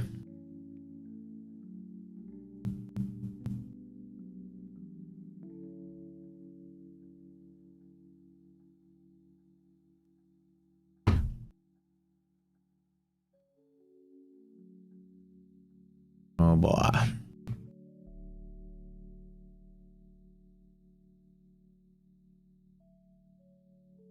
Dude, this volatility is nuts. You see how much it's picking up right here at this edge? There's a lot of unusual volume that's going to take place losing these liquidity pockets. And the market is, you see how it's picking up a lot of steam here? This is going to be a little dangerous on the trading side. So it's going to go really fast. So just be careful. What the hell is this doing today?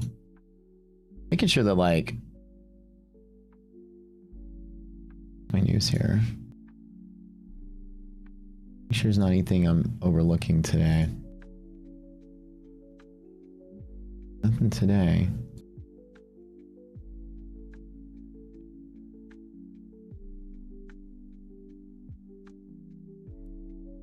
Let's get that move. Let's save this from being the worst crash that we've seen in a while.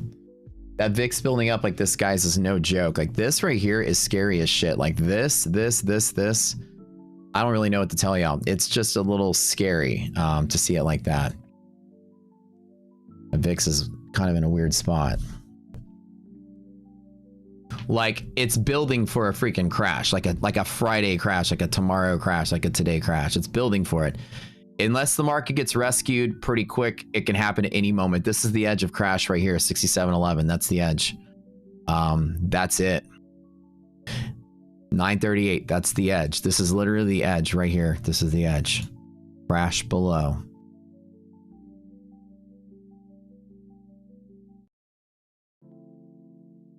But I long it every single time on the edge. Every time.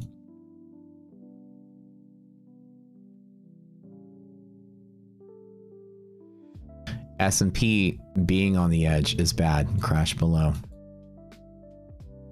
Being below the edge is bad.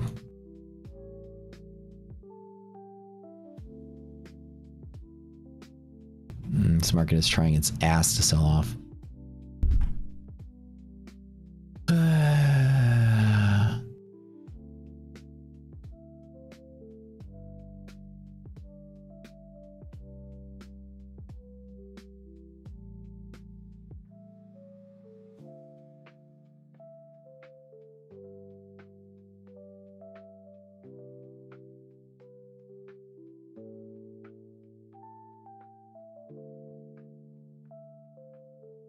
Going nuts.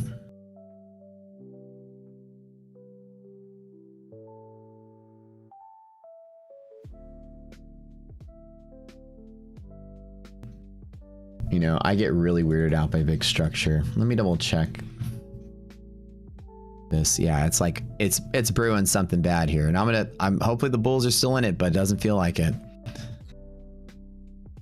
An LP on VIX, that's not good either. That'll cause some unusual VIX hedging more to the upside. This can get a little more chaotic before it turns around, like a flush in V, so that's not good. Like an overshooting flush.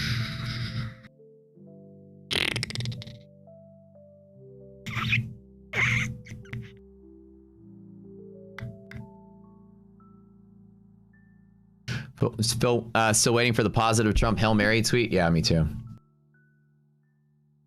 Me too.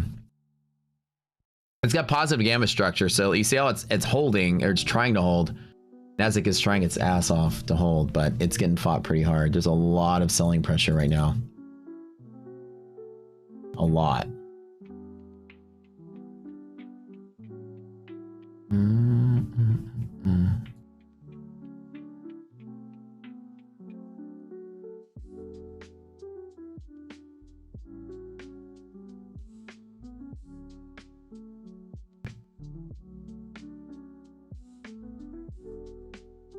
I feel like every so often they just recite a script about trade war just to get the market moving.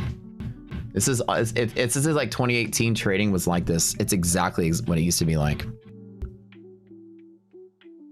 Where you just get this spontaneous volatility.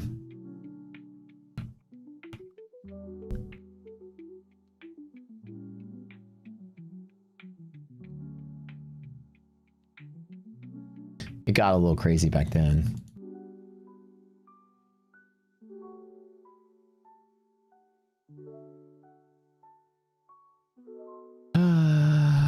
ESG every single time. Run it, run it, run it, run it.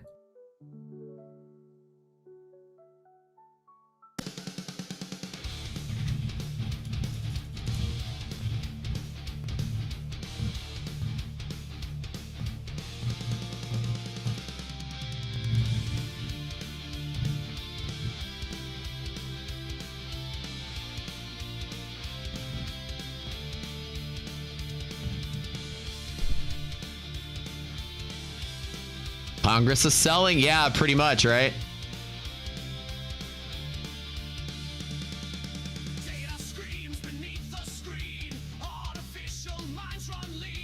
Yes?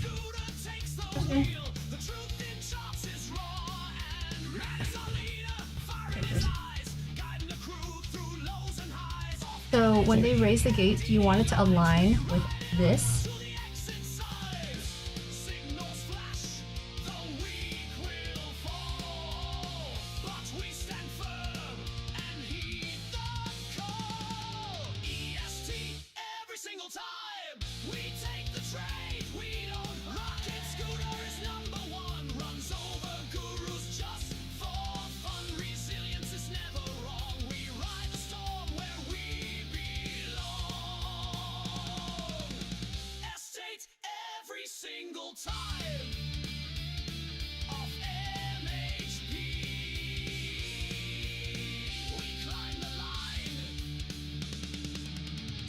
Sharp like steel on flame, probabilities, no guessing game. From zone to zone, the charts align. A storm of data, sacred. Bears retreat, bulls scream in vain. But we decode the phantom chain. With Scooter Tech, we pierce the lies and trade with thunder in our eye. In every trade, our steel is drawn.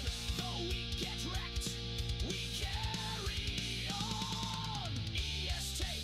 Every single time, rocket brains with battle cry. Resilience never bends or breaks, it shapes the edge that fortune take. From bell to bell, we ride the trend that leads the charge until the end. ES take every single time.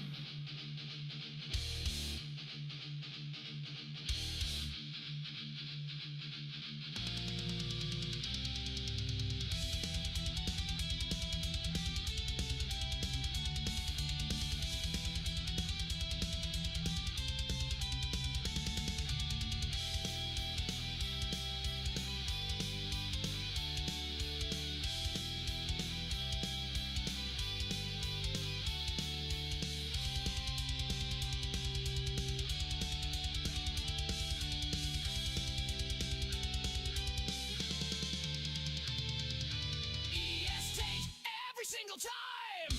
Rocket brains with battle grind. Resilience never bends or breaks, it shapes the edge that fortune takes. From bell to bell, we ride the trend that leads the charge until the end. ES Tate every single time!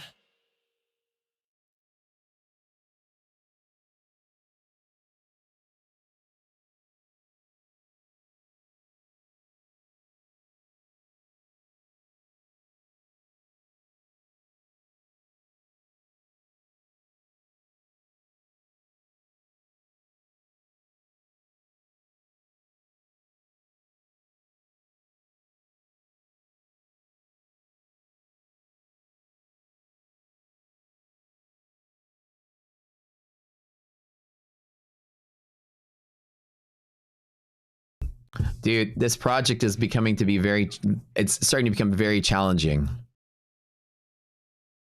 Yeah, I know. She looks very stressed out. I might have to go take the afternoon off and go help her out with this. This is a lot. She's got a lot going on her plate and fucking market crashes. I just want this to give me my damn trade so I can get out of here and go fix my freaking fence. What's the best prop firm? I'm a big fan of the ones on my screen. Those are the ones that I use the most. We are professionals. Yeah, there's like 12 people at our house right now. What is going on with this freaking market today, man? Look at this. I'm gonna need to go help her out with this. I might have to end the stream early. I can't focus on this and that at the same time. Jeez Louise.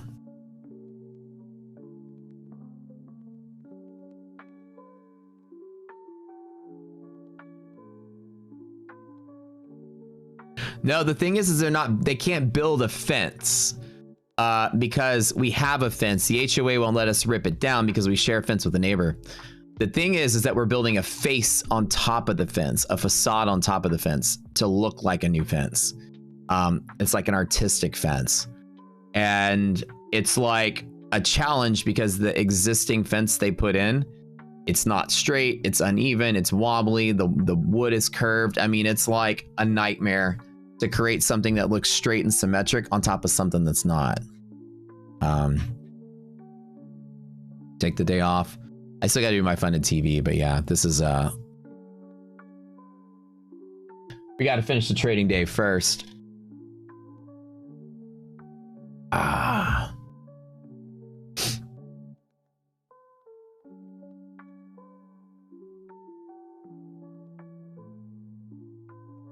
a little bummed out. This market could have been so much better this month. This tournament's gonna be really hard with crazy volatility, you guys. I'm gonna tell y'all, it's not gonna be easy. All right, I think I'm gonna be done with this one. Fuck it, I'm out.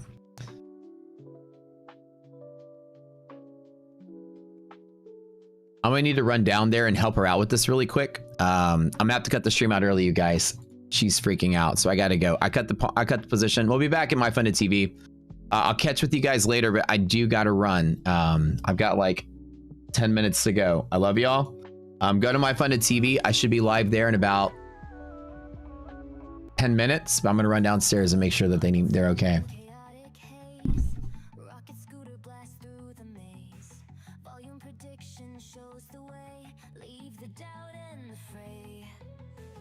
Liquidity